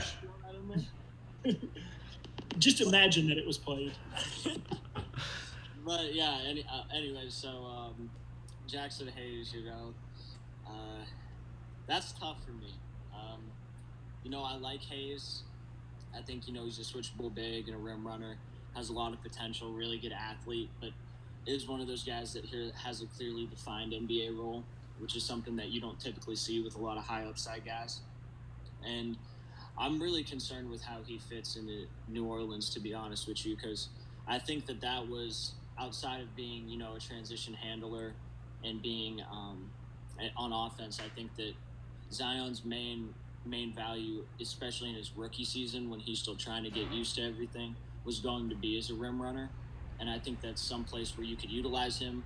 And it's some place that we really didn't see at Duke that we will probably see at the next level. But having Jackson Hayes in there, that kind of takes away any kind of possible spacing option around Zion with lineups where both of them are on the floor. So I'll be really interested to see how that goes. But like we talked about, Jackson Hayes is what 6'10", 6'11", Zion's 6'8", Lonzo's what 6'5", Brandon Ingram's 6'8". That's it seems to be that's what the mold the Pelicans are going for. I know they like to run. Jackson Hayes is a big that's going to run the floor, and I'm just really concerned about how that would fit in the half court and particularly offensively. I think defensively it's fine. Zion's going to be a really good weak side rim protector. Hayes is pretty switchable, probably the most switchable big. At least that's going to be taken in the first round at this level. So, it's interesting. I'll say that. Well, appreciate you coming on, Connor. Appreciate you taking time out of your day. Appreciate all the input you have given us this year, both on the podcast and in your scouting reports.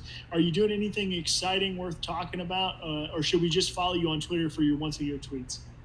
You can follow me on Twitter for my once-a-year tweets. I might start working on something in the off season. Just a little bit of coaching stuff, just some X's and O's stuff, probably on Medium, or if we can find a way to get it up on Red Team Scouting, we can do that as well. It's just, I really just want to use it as a tool for young coaches like me that are trying to find ways to learn the game without having to pay money. For sure, and that's always a good thing. That's always something we're encouraging. So hopefully we can find the right medium for that. But Connor, thanks for stopping by, man. All right, thank you guys. Eustacchio, what the hell? What has happened? Jackson Hayes on New Orleans. Griff has done a lot of things, and I don't know quite what to think about him. What I was thinking about while you and Connor were talking there is that of the available players here at number 8, Jackson Hayes is probably the guy with the most trade value. We know what he is, we know what he can do, and there's teams out there that can use that skill set. So if there's more dominoes to fall, I think Jackson Hayes makes sense from that perspective. He could be an asset you add to another deal that you make. I don't love the fit with Zion Williamson. It doesn't make a lot of sense because interior gravity is what both of them do. Now, defensively, that has potential to be special on that end of the court. And in transition, both of them are great players. But you need to be able to produce some sort of half-court offense. And so it'll be interesting to see how this unfolds, if he's on the opening day roster or if he ends up elsewhere. Guys, never doubt the Wizards. Yep. Go ahead. I'll let you take it because I know how you feel about this particular film. Oh my God! The GM-less Washington Wizards have selected Gonzaga forward Rui Hachimura at pick number 9, not 29 or 39. At pick number 9, they have picked Rui Hachimura. Saw an interesting thread on Twitter today, and Eustacchio, I want to turn this over to you in a minute, but somebody had said, and I'm sorry to whoever this was, somebody said that they didn't know that if there was a player with more disparity than what NBA teams thought about him versus what draft Twitter thought about him than Rui Hachimura. Did not expect him to be top 10.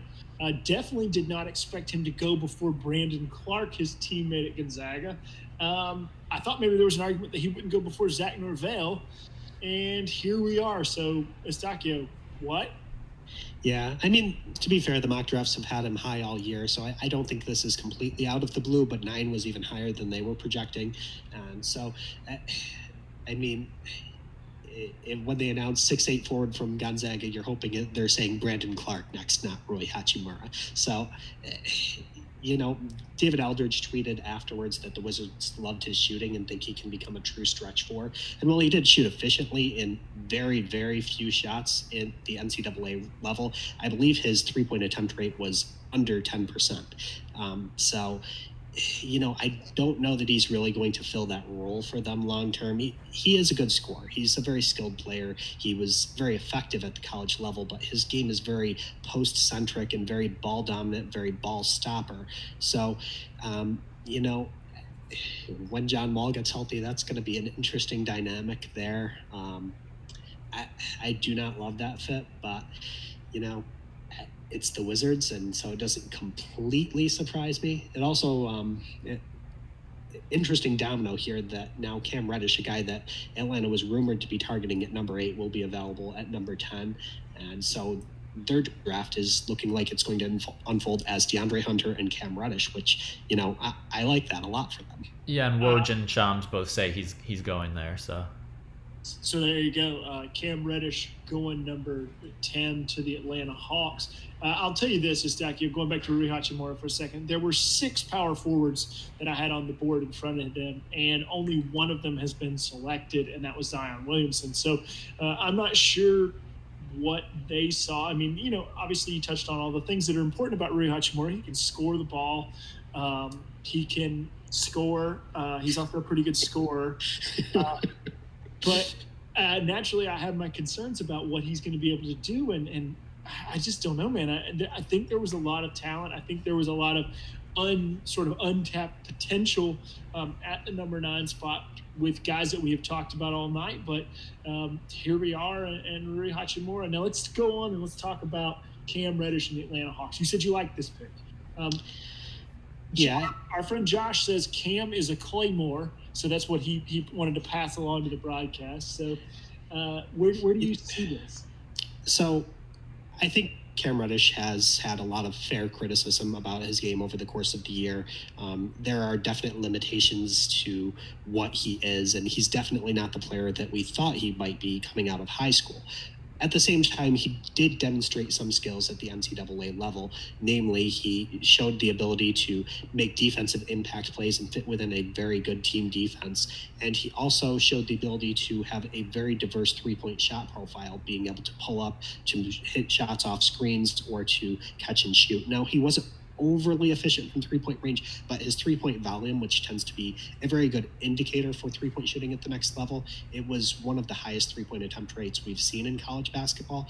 So if you can keep him contained within that 3-and-D role, I think there is potential for him to be a good player in the NBA. I don't think he's going to be great. I don't think there's some untapped upside where he becomes this dynamic on-ball guy. I mean, he shot 40% inside the arc, not even 40%, and he's 6'8". So that's not who he is. But next to Trae Young, next to that ball-dominant creator who's going to set him up for those easy catch-and-shoot opportunities on the perimeter, he can be in a much more narrow offensive role, focus on defense, and I think that's his best path forward, the most likely chance for success for him in his career. So I like the team player fit there. I don't necessarily love the draft value at 10, but at the same time, like I've said before, getting the right player is what matters most. When it comes to a guy like Cam Reddish, I've been saying the phrase price memory. That's something I've been talking about on Twitter.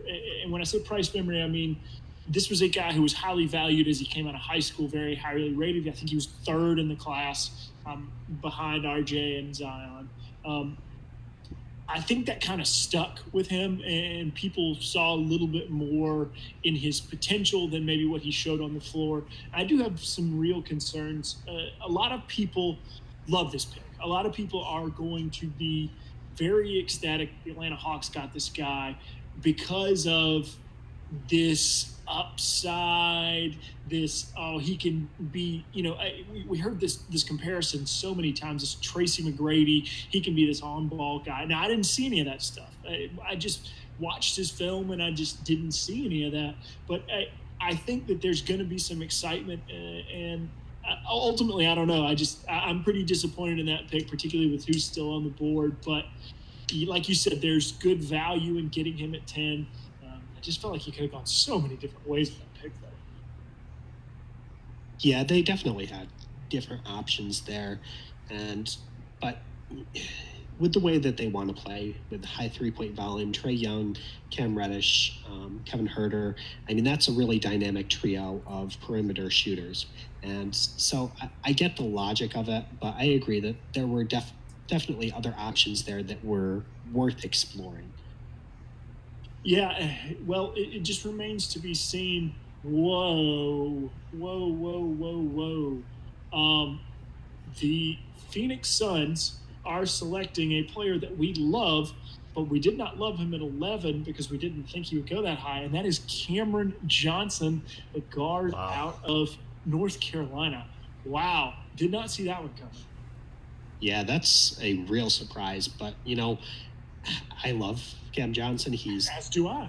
I think he's the best shooter in this draft class. And something we've talked about over the last several weeks is that if you think somebody is the best shooter in the class, there's only so far they can fall, especially someone who has the size and the length of Cameron Johnson. He's 6'8", I believe, an 8'7" standing reach. Now, he has a very thin frame, so he's more of like a 2.5 than a guy that's a combo forward. Oh, he's a 2. I don't even think I'm not even going to give him a half. The way he defends his frame, the way it is, I think he's a 2. Now, yeah, that's fair. I think there's a lot of things that you could do with a 6'8" 2, but when you say 6'8", I kind of feel like it's a little bit misleading. He's not a guy who can rebound particularly well. He's not a guy who applies that length in the inside of the three-point line. Now, he's pretty good leveraging on defense, but I don't know. Well, let's put it this way. He's probably not solving Phoenix's defensive issues, considering that they have to play one of him, Mikal Bridges, or Devin Booker at the 3. So unless they bring Cam off the bench. But, he's certainly a guy that fits well alongside DeAndre Ayton in particular, because Ayton is so skilled and so powerful in the post, and he's such a good finisher around the rim. Having that perimeter gravity as a guy to play off of, that you could work up some really dynamic off-ball actions for those two. In fact, I think offensively this is a fit that is really good. Defensively, they still have a lot to work out there. We are getting ready to have our next guest come on pretty shortly, but there is a conversation I feel like that needs to be had about finding value, like targeting a guy who's lower than consensus or lower than you think he's going to go and going after that guy. And I think Cam Johnson is sort of part and parcel of that argument. They obviously had their eye on him as a spacer. We talked about what he does well. What do you think about a team going sort of off script? I mean, these things, have a tendency to backfire, but they also they can succeed. What do you feel like about a team going off script when it comes to what the mocks have said and all that to get a guy like Cam Johnson? I have no problem going off script. I have no problem reaching to get your guy. You just have to make sure that you're right when you do it. If you do it for the wrong guy, it's going to look very bad in retrospect. We've seen this, like the Kings have been known for this over the years. But if it works out, it can make the organization look very good in retrospect to their talent evaluation. And, that said, I think Cam Johnson specifically in this instance, he's a good player, but he's probably there at 17 if you trade back. He's probably there at, he could have fallen into the early 20s. So you probably could have maximized draft value better. But if you decided that what you need as a shooter, he is the best one on the board. I don't think there's much argument with that. Yeah, and like you said, the best shooter can only fall so far. And apparently so far is number 11. Now, that's a player that we had kind of targeted in the late teens, early 20s. I think I had him at, let's see, great radio here as I look through my big board. He was at 16 on my big board today. I kind of felt like that was pretty respectable and maybe even a touch on the high side compared to where he was. But interestingly, it only takes one team to kind of move up and grab a guy and just kind of change the dynamic. So there are going to be a lot of good players taken in the middle part of this draft. I think we're getting ready to go through a run of bigger guys, of some bigs. Sekou Doumbouya is still on the board, a player who was projected top 10. Of course, Bol, the 7'3" center out of Oregon, still on the board. So it's going to be interesting over the next couple of picks because we've gotten a few things out of the way that we knew were going to happen, and we've gotten to the middle part of the draft, and here we are with what I think to be a lot of really interesting players still on the board. Yeah, a lot of interesting forwards are falling so far. Brandon Clark, PJ Washington are both out there. Bol, as you mentioned. I also think because there maybe isn't an ideal perimeter choice in this region of the draft, a team might reach for a Kevin Porter Jr. around this spot or a Nickeil Alexander-Walker if they feel the need to add some ball handling to their team. So, it sometimes just takes one domino to fall to make the draft go into chaos. This could be that domino with Cameron Johnson at 11. I think, pair it with Rui Hachimura as well. Yeah. Well, we saw Hachimura mocked a lot to Charlotte. I saw him on a flight to Charlotte a couple weeks ago. But now that that's not happening, could Charlotte go Brandon Clark, or what are you guys thinking for this number 12 pick here? I think Charlotte's probably going to be enamored with a guy who can do something with the ball. It depends on how they feel about Kemba Walker. Kemba Walker obviously said that he could, take less money to come back and all that stuff. I think they're probably going to be looking for a guard who can handle the ball. And unfortunately, I kind of am scared that we're in Kevin Porter Jr. territory, a player that I have not loved, but I know a lot of people do like. I wouldn't be surprised if they went Goga Batadze here either. Okay. Any local Nasir Little potential here? Oh, there's definitely Nasir Little potential. Just trust me on that. There's definitely Nasir Little potential. Oh, hello. I want to welcome our next guest, Jackson Frank of The Athletic. Jackson, are you there? I am here.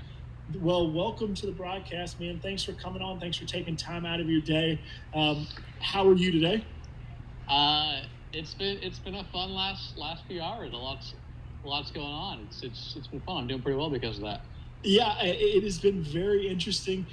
Glad to have you on board. Now, let's start obviously at the top. You're a Gonzaga guy. If I had, asked you which Gonzaga guy's coming off the board today, what would you have said an hour and a half ago? Yeah, I think just given the hype and the fanfare around Rui, I wasn't surprised. I wouldn't have been surprised if he was the pick.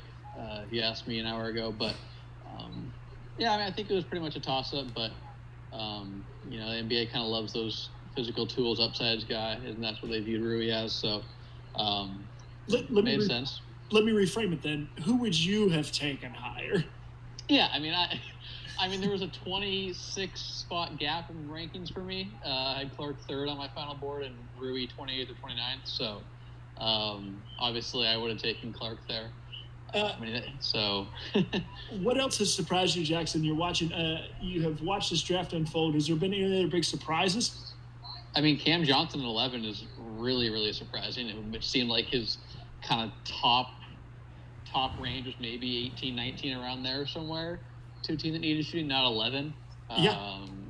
One of the knocks on Brandon Clark's draft stock is the fact that he's going to be 23 next time he plays a game, and Johnson's older than him already. He's going to be 23 or 24 or whatever. So taking a 20, not that there's anything wrong with, I'm not a huge anti-age guy, but it just seems like something the NBA strays away from, but clearly Phoenix isn't. And now they have basically they have two 6'8", 6'9" guys who shoot the ball from three between Saric and Johnson. This has just occurred to me. Do you think they did it to get ahead of Charlotte? Do you think Charlotte was going to take Cam Johnson because he was a Carolina guy? No, I didn't follow the Hornets workouts that much or anything, so I don't know if they were interested in. But they love every Carolina guy. That's just that. Listen, that's all you need. That's you let my joke die on air. Thanks, Jackson. In that case, then Nasir made more sense, right? He worked out for the Hornets. He was higher. He was mocked higher, better draft stock. But that one just really surprised me. Given, there were some rumors that maybe there's some medical red flags with Johnson that had come up recently. It seemed like he might fall to the mid-20s or even early 30s. So I think that one was just even more surprising to me than the Rui one, which obviously is higher than I had him, but we kind of all thought he could go about in that 9 to 14 range. For sure. I want to get to you cover the Philadelphia 76ers for the Athletics, and I do want to get to the Sixers in a minute, but we're into that really interesting part of the draft where, and I've looked at your board, and we've talked over the year. I think there's a lot of meatiness to this middle part of the draft. Who do you really like that can come off the board in the next 10 or 15 picks who can really contribute to what we're getting into now is pretty good teams? Yeah, I mean, obviously, I don't think this is the territory where Grant Williams is going to be going yet. But you look at guys like Brandon Clark is kind of his range. Goga Batadze, like that's his range as well. We're getting into kind of the late half of the lottery and the teens. Guys like Romeo Langford, I'm a pretty big fan of at this point. PJ Washington I really like as well. So I think there's a fair amount of wings and a couple bigs that you could really take here.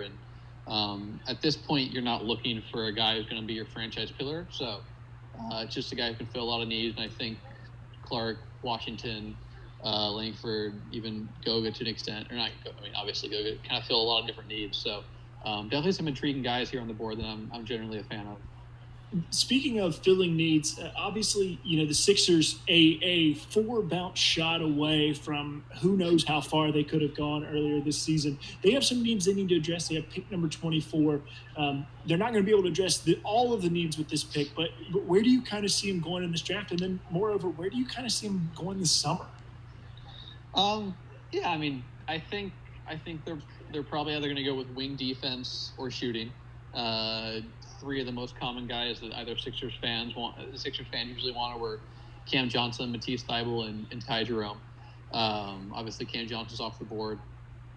Carson Edwards, another guy that they worked out and people have been a fan of. So my bet would be some combination of that with their 5 picks, maybe a stash or two. They've got the 42nd pick, 54th pick too. They're just not going to add 5 rookies to the team this year. But then this summer, I think obviously the goal is to re-sign Jimmy Butler and Tobias Harris, and then probably add a backup center via free agency. I don't think you should be banking on a rookie center to back up Embiid and give you 15 minutes a night in a crucial playoff series. Sure. And I'm not a huge fan of the big man crop that would go in the second round or even late in the first. Assuming a guy like Goga's not there, and he's just not going to be there 24. So guys. It's PJ Washington to Charlotte at 12. Just want to throw that in there. Okay. And that's exactly where I had PJ, and I thought it might be a couple spots low, but it's an awesome fit. I really like it, actually. I'm confident in his shooting ability, so if Kemba stays, they got some pick and pop action he can create on the short roll, too. I think that's a really, really good pick. Huge fan. It seemed like he's kind of mocked maybe later. I know Indiana was rumored him a little bit, but I think that's an awesome pick. I kind of think he's like in that group of there are a lot of forwards just kind of in that range, and PJ was probably in the mock drafts the highest end one of those guys. But yeah, like you said, this is a player who can do a little bit of everything. I think his passing's a little bit underrated. I don't love how his reliance, what he kind of wants to do is get into that low block, but players have evolved out of that so often that I definitely think PJ Washington can be a contributor. Yeah, and I think the big thing, whether or not you're a big fan of him, is do you think those moments that he flashed when he catch the ball on the wing and then attack one couple dribbles or something to finish inside, is that type of fluidity and quickness going to translate to the NBA? Because if so, you can maybe play him sometimes with the 3 offensively. You can play him with the 4. So I think he's got some versatility if he's able to kind of attack from the wings a little bit, attack those closeouts, be a good shooter. I know the free throw percentage isn't super indicative of him being a good shooter. But just based off the eye test, it seems more fluid when he shoots threes. It seems like it's a little bit more rigid when he's at the free throw line and he has time to kind of shoot. They just showed him attacking a closeout there against Nasri, which granted isn't a very. I was going to say that's very probably good. Yeah, it's one of the worst guys at closing out that could be drafted here. But yeah, I think it's a really nice pick. It's kind of the jack of all trades, master of none guy. But at number 12, you're not getting a lot of guys who have elite skills that are worth drafting at this spot. All right, Jackson, I appreciate you taking time out of your day to come on, man. I appreciate having you. You have supported us through many different iterations. We appreciate all your help. Are you working on anything that we need to keep an eye on as we go into free agency? Nah, nothing big. I might have a couple of maybe some write-ups from the draft today. Something on the Sixers 24th pick, just a little analysis whenever that comes out. Maybe some general stuff over at the step back. Also maybe some fit with the prospects, but nothing that I'm really amped about that I want to share. But yeah, I appreciate you guys having me on. Yeah, we appreciate you, man. You can follow Jackson on Twitter at JackFrank_JJF. Make sure to do that. He has some great stuff. He's always, working hard and really beating the bushes to find these good stories. Thanks, Jackson. Appreciate you, man. Yeah. Eustacchio, PJ Washington. Give it to me. What do you think? I think it's an interesting pick. I think it could be a good fit. Miles Bridges and PJ Washington gives you the potential for a very dynamic forward combination there. Washington's a really good passer. I think his feel for the game is a little bit underrated. He was sort of the fulcrum for that Kentucky team this year. So much depended upon him for his impact on the game on both ends of the court. So I think he could be a good player for them down the line. That, like you said, that transition from being a post-oriented player to being a more perimeter wing type skill set is going to be crucial. He doesn't have a big sample size of shooting the ball well in college. He struggled from the free throw line, high 60s, if I recall correctly. So it's sort of up in the air whether he will shoot. If he does, he has the potential to be a very good power forward for them long term. I think he's sort of right on that borderline of whether he could be a starting caliber player or a long-term role player off the bench. But I think he can be a valuable contributor either way. Yeah, I actually like PJ Washington a lot. He was a player that initially I wasn't super drawn to, and I definitely came around because Josh put it in my ear that, if you like Grant Williams, you should like PJ Washington, and I kind of took that and ran with it, that he is maybe, in my estimation, maybe the poor man's Grant Williams, but he does a lot of things that are really, really nice. And apparently, if you're listening out there, the stream is brought to you in part by Grant Williams fandom, because we've repped him a lot tonight. But that's just a player with a lot of disparity between where he's going to end up going and how valuable that we think he can be. And so he kind of has become the poster child for what the 2019 draft is. So I didn't mean to just get straight on the bandwagon all night, but there is a very, very good reason that we keep saying that. But I like PJ Washington here. I'm not sure that fit is necessarily a huge thing that Charlotte needs to be concerned with right now. And I kind of thought they'd go ball handler there, but interesting pick nonetheless. Yeah, guys. So we're, you guys know this, but everyone listening, we're going to take this thing past 9:00 Eastern to get the rest of the lottery in here. 2 more picks. Just wanted to give a quick shout out to Corbin Ford, who's I think been with us since the beginning, and he's given us props on Twitter. Corbin, we've all worked with before, so shout out Corbin. What are you guys thinking for these last 2 lottery picks as we kind of wind down here? Well, first of all, I think another shout out, our own Josh Cornelis, and a guy that we've all worked with closely. Josh said if you had told him in 2018, he would be shocked to hear that Nasir Little would be the 3rd Tar Heel drafted. So I think interesting. We're closing in on where Nasir Little is probably going to end up going. I don't know.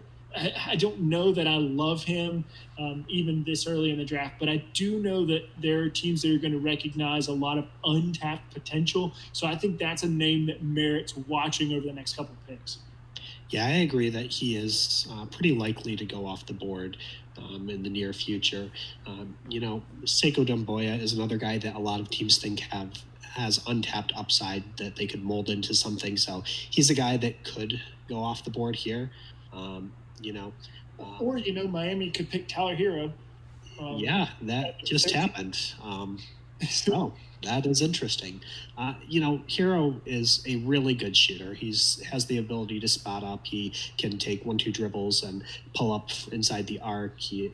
His shooting is the main selling point here. He's 6'5", which is decent size. It could allow him to flex back and forth between the 2 guard spots nominally, but he doesn't really have the ball handling skills to initiate in any way, shape, or form. He only had 70 on-ball possessions this year, whereas if you compare that to a guy like Ty Jerome, who played the same number of minutes at a slower pace, Ty Jerome had 400 on-ball possessions. So this is very much an off-ball player.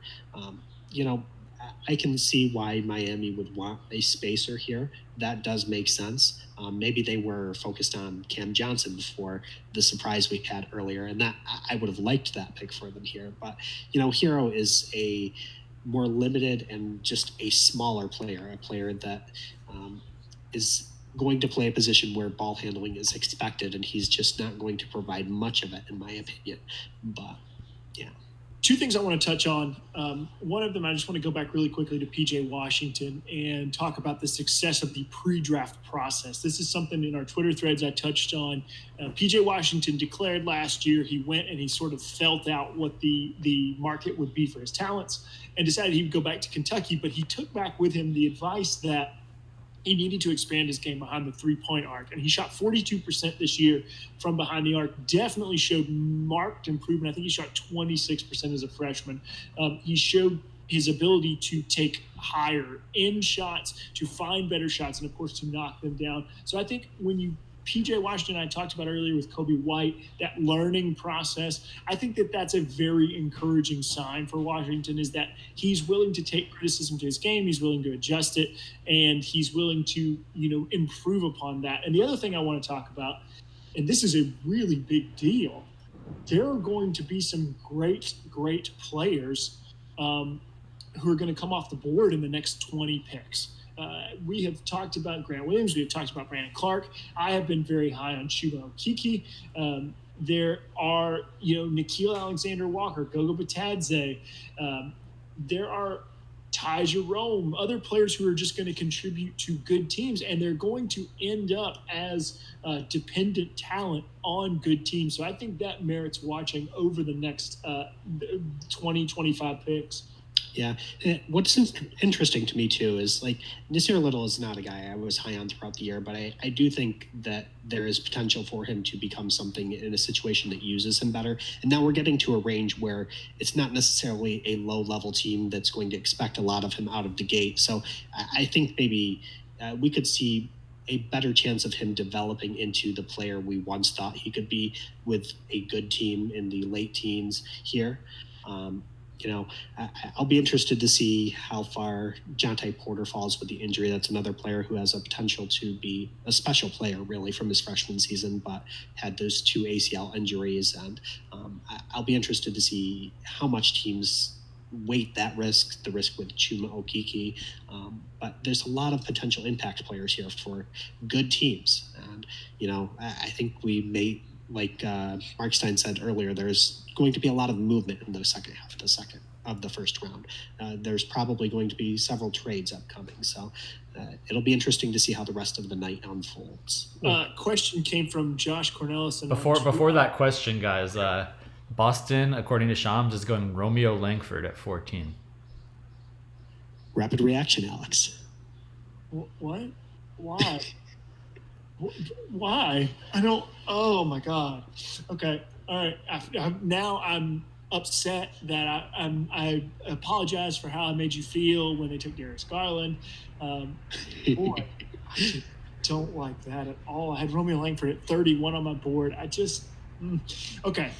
Back to Josh. Sorry, Josh. Josh's question, while I kind of unpack this because I do want to get back to it, he said, do you think New Orleans taking Clark at 17 is too much, given the fact that they just took Hayes at number 8? I'm sorry, what was that? I missed that. He was buffering.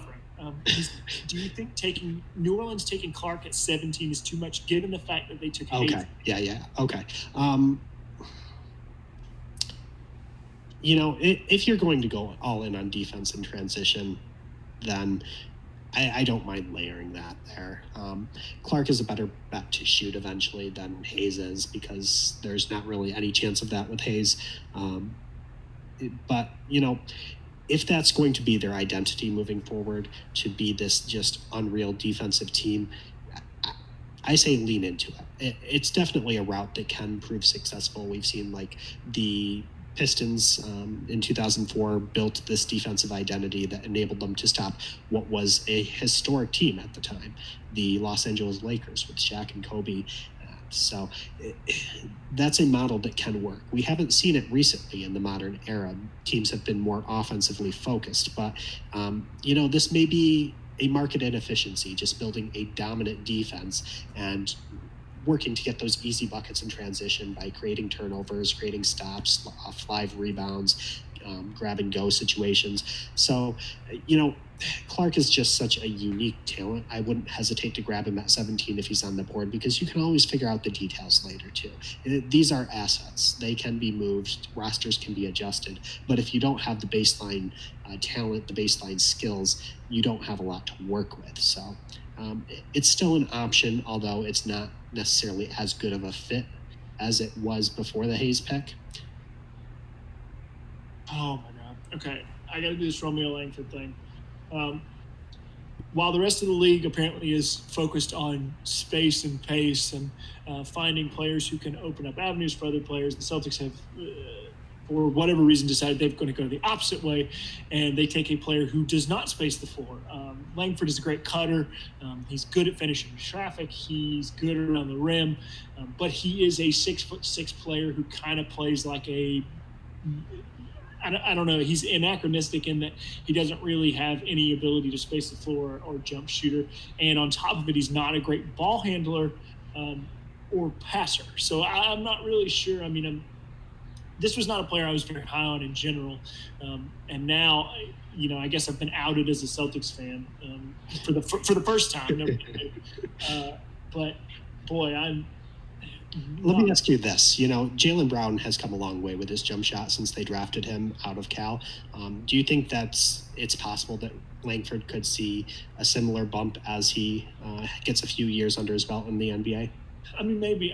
The thing that worries me about Langford the most is that he doesn't have a great feel for the game. That was something as I watched him that I did not really take in. Brown always had a really good feel for the game. Smart player, high IQ. But I didn't see that in Langford. And to me, those things kind of go hand in hand when it comes to improvement. Now, hopefully he can improve his jump shot, and hopefully he's just been in the gym drilling that, because that was one of the things that would just kind of help unlock who he could become. And maybe that's what Danny Ainge and company saw in Romeo Langford. But I'm not hopeful that that's going to be what it is. But, I guess here we are. So guys, I don't know if we're going to wrap this thing up. The lottery is over. Sekou Doumbouya is the pick to Detroit at 15. But I'm going to leave it to you if you want to hit on that or close this thing out. All right, Eustacchio, let's talk about who's left on the board. Let's talk about where the interesting parts can come up over the next little bit, and then let's call it a night. First of all, outside of Grant Williams, Chuma Okeke, who do you like that's still on the board and still available for these playoff teams as we get into the middle of the draft? Brendan Clark too, but beyond the guys we've talked about extensively, Nickeil Alexander-Walker is a Swiss Army knife combo guard that I think could make a big impact off the bench for a playoff team. Bol is a guy that I think is a worthwhile risk. There's definitely concerns, but he's 7'2" and might be the third best shooter in this draft. So that's an interesting player. Ty Jerome is a guy that can do a lot of things for a team. He's a great shooter, both off movement, off the dribble, and off the catch. So he can also handle the ball a little bit, run some secondary pick and rolls, and just be a good anticipation guy on defense. He's sort of playing off of other guys, but he can get his hands on the ball a lot. And he makes an effort at the point of attack, although I think he'll struggle there in the NBA. Goga Batadze, Taylor Horton-Tucker, Nasir Little are all worthwhile projects to me. Well, Goga is pretty refined, but THT and Nasir are worthwhile projects in my mind. And, of course, Jonte Porter to any team that has a great medical staff. And one of the smartest players left in this draft. I think he's one of the more interesting questions. Torn his ATL twice, but a player who, when he gets on the floor, will be able to provide value. But the key is getting him onto the floor. Let's just hit on a few potential second-round value choices before we go. Sure. A few on my list: Mariel Shayok, Terrence Davis, Devitis Servitis, Nicholas Claxton's probably a first-rounder. I think he got a green room invite. So Matisse Thybulle is probably another late first-rounder. But those are all guys that I think could be role players at the next level. What about you? What role players do you see left out there? Zylan Cheatham is going to be one of the big ones. I really like Terrence Mann. I think he has questions of shot making, but that's a very good player. A guy whose name we have not mentioned in this entire broadcast that I really like is Admiral Schofield out of Tennessee. 6'5", has a lot of versatility. Showed he can hit the three ball. Showed he had kind of a knack for scoring when he needed to and fills a lot of roles. That's a player I really like. And then we talked about Josh Reeves, Terrence Davis, and Daquan Jeffries, these older guys. As we get into the teams who are, kind of locked into being perennial playoff teams, I think those guys are going to find homes where they can come in and they can contribute even in the regular season immediately. Outside of that, I really like Justin Wright-Foreman. I think Tremont Waters is interesting. I think he can bring a lot to the table. I know that there are some legitimate size concerns with the point guard at LSU, but I think that he is a really, really high upside player. And after a certain point, he's a player that you probably just go, okay, let's pull the trigger on this guy and see if we can get value. Yeah, I think he's a smart risk in the second round. There's a high chance he doesn't work out, but, he's such a unique player that he's worth gambling on, in my opinion. Other guys that I think could be a smart risk for teams in that range, Carson Edwards is very dynamic. He showed that in the NCAA tournament. Capable shooter that can just go off as a scorer off the bench.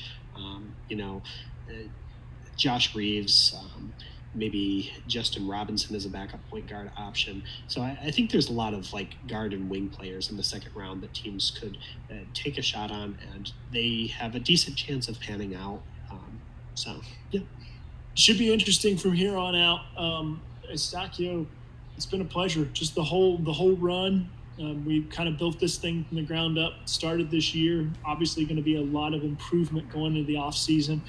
You may get one more podcast out of us before the season's over, just to kind of reflect on the draft. We have not decided yet, and we're not going to decide on air, but you may get one more out of us before the year is done. But I just want to take the time to thank everyone, Simon, for producing this thing, Eustacchio, Josh, Connor, Scott, all the guys, Alessandro, and Hunter and Harper, and all the people who have helped us by contributing in every way. And I'm sure I've forgotten names. And then everybody who's come on and done guest spots for us, either tonight or on the podcast. It's been a hell of a fun year. I'm excited to see what the future holds. We're going to change up some things. We're going to go after some different goals. But more than anything, go after some different producers. What's that? Go after some different producers. We're going to hire some different producers. We're just going to do a lot of different things next year. We're excited to do it. Thank you guys so much for being a part of everything we do. Eustacchio, do you want to say anything before we call it a night? Yeah, I just want to reiterate what you said. I want to thank everybody who was involved with us at Red Team Scouting, both helping us with our work, our guests, our fans that follow us on Twitter or follow our work on our website, the podcast, our videos. So we appreciate all the support we've gotten, and we're going to take the summer to reflect and work on improving what we do and try to be better next year. And I'll decide on air. I want to do one more podcast to recap the draft, so it's going to happen. There you go. You can tune in for that. We always appreciate all your support that you guys have given to us through the year. And we appreciate all the traffic you've given to the site and all that. This has been the end of a long road. I guess we're not quite to the end now that we're doing one more podcast, but it's been a fun year, and it's all because you people who have consumed our content and given us the platform to do this kind of thing. So thank you so much to all of you. Enjoy the rest of the draft. If anything crazy happens, you may get a tweet from us. You can follow me on Twitter at Alex West Red Team. You can follow Eustacchio on Twitter at EVR1022. You can follow Simon C Go on Twitter. Make sure to follow the site at Red Team Scouting. But until we meet again, probably next week, I'm your host for the Red Team Scouting podcast /live draft show, Alex West. We'll see you next time.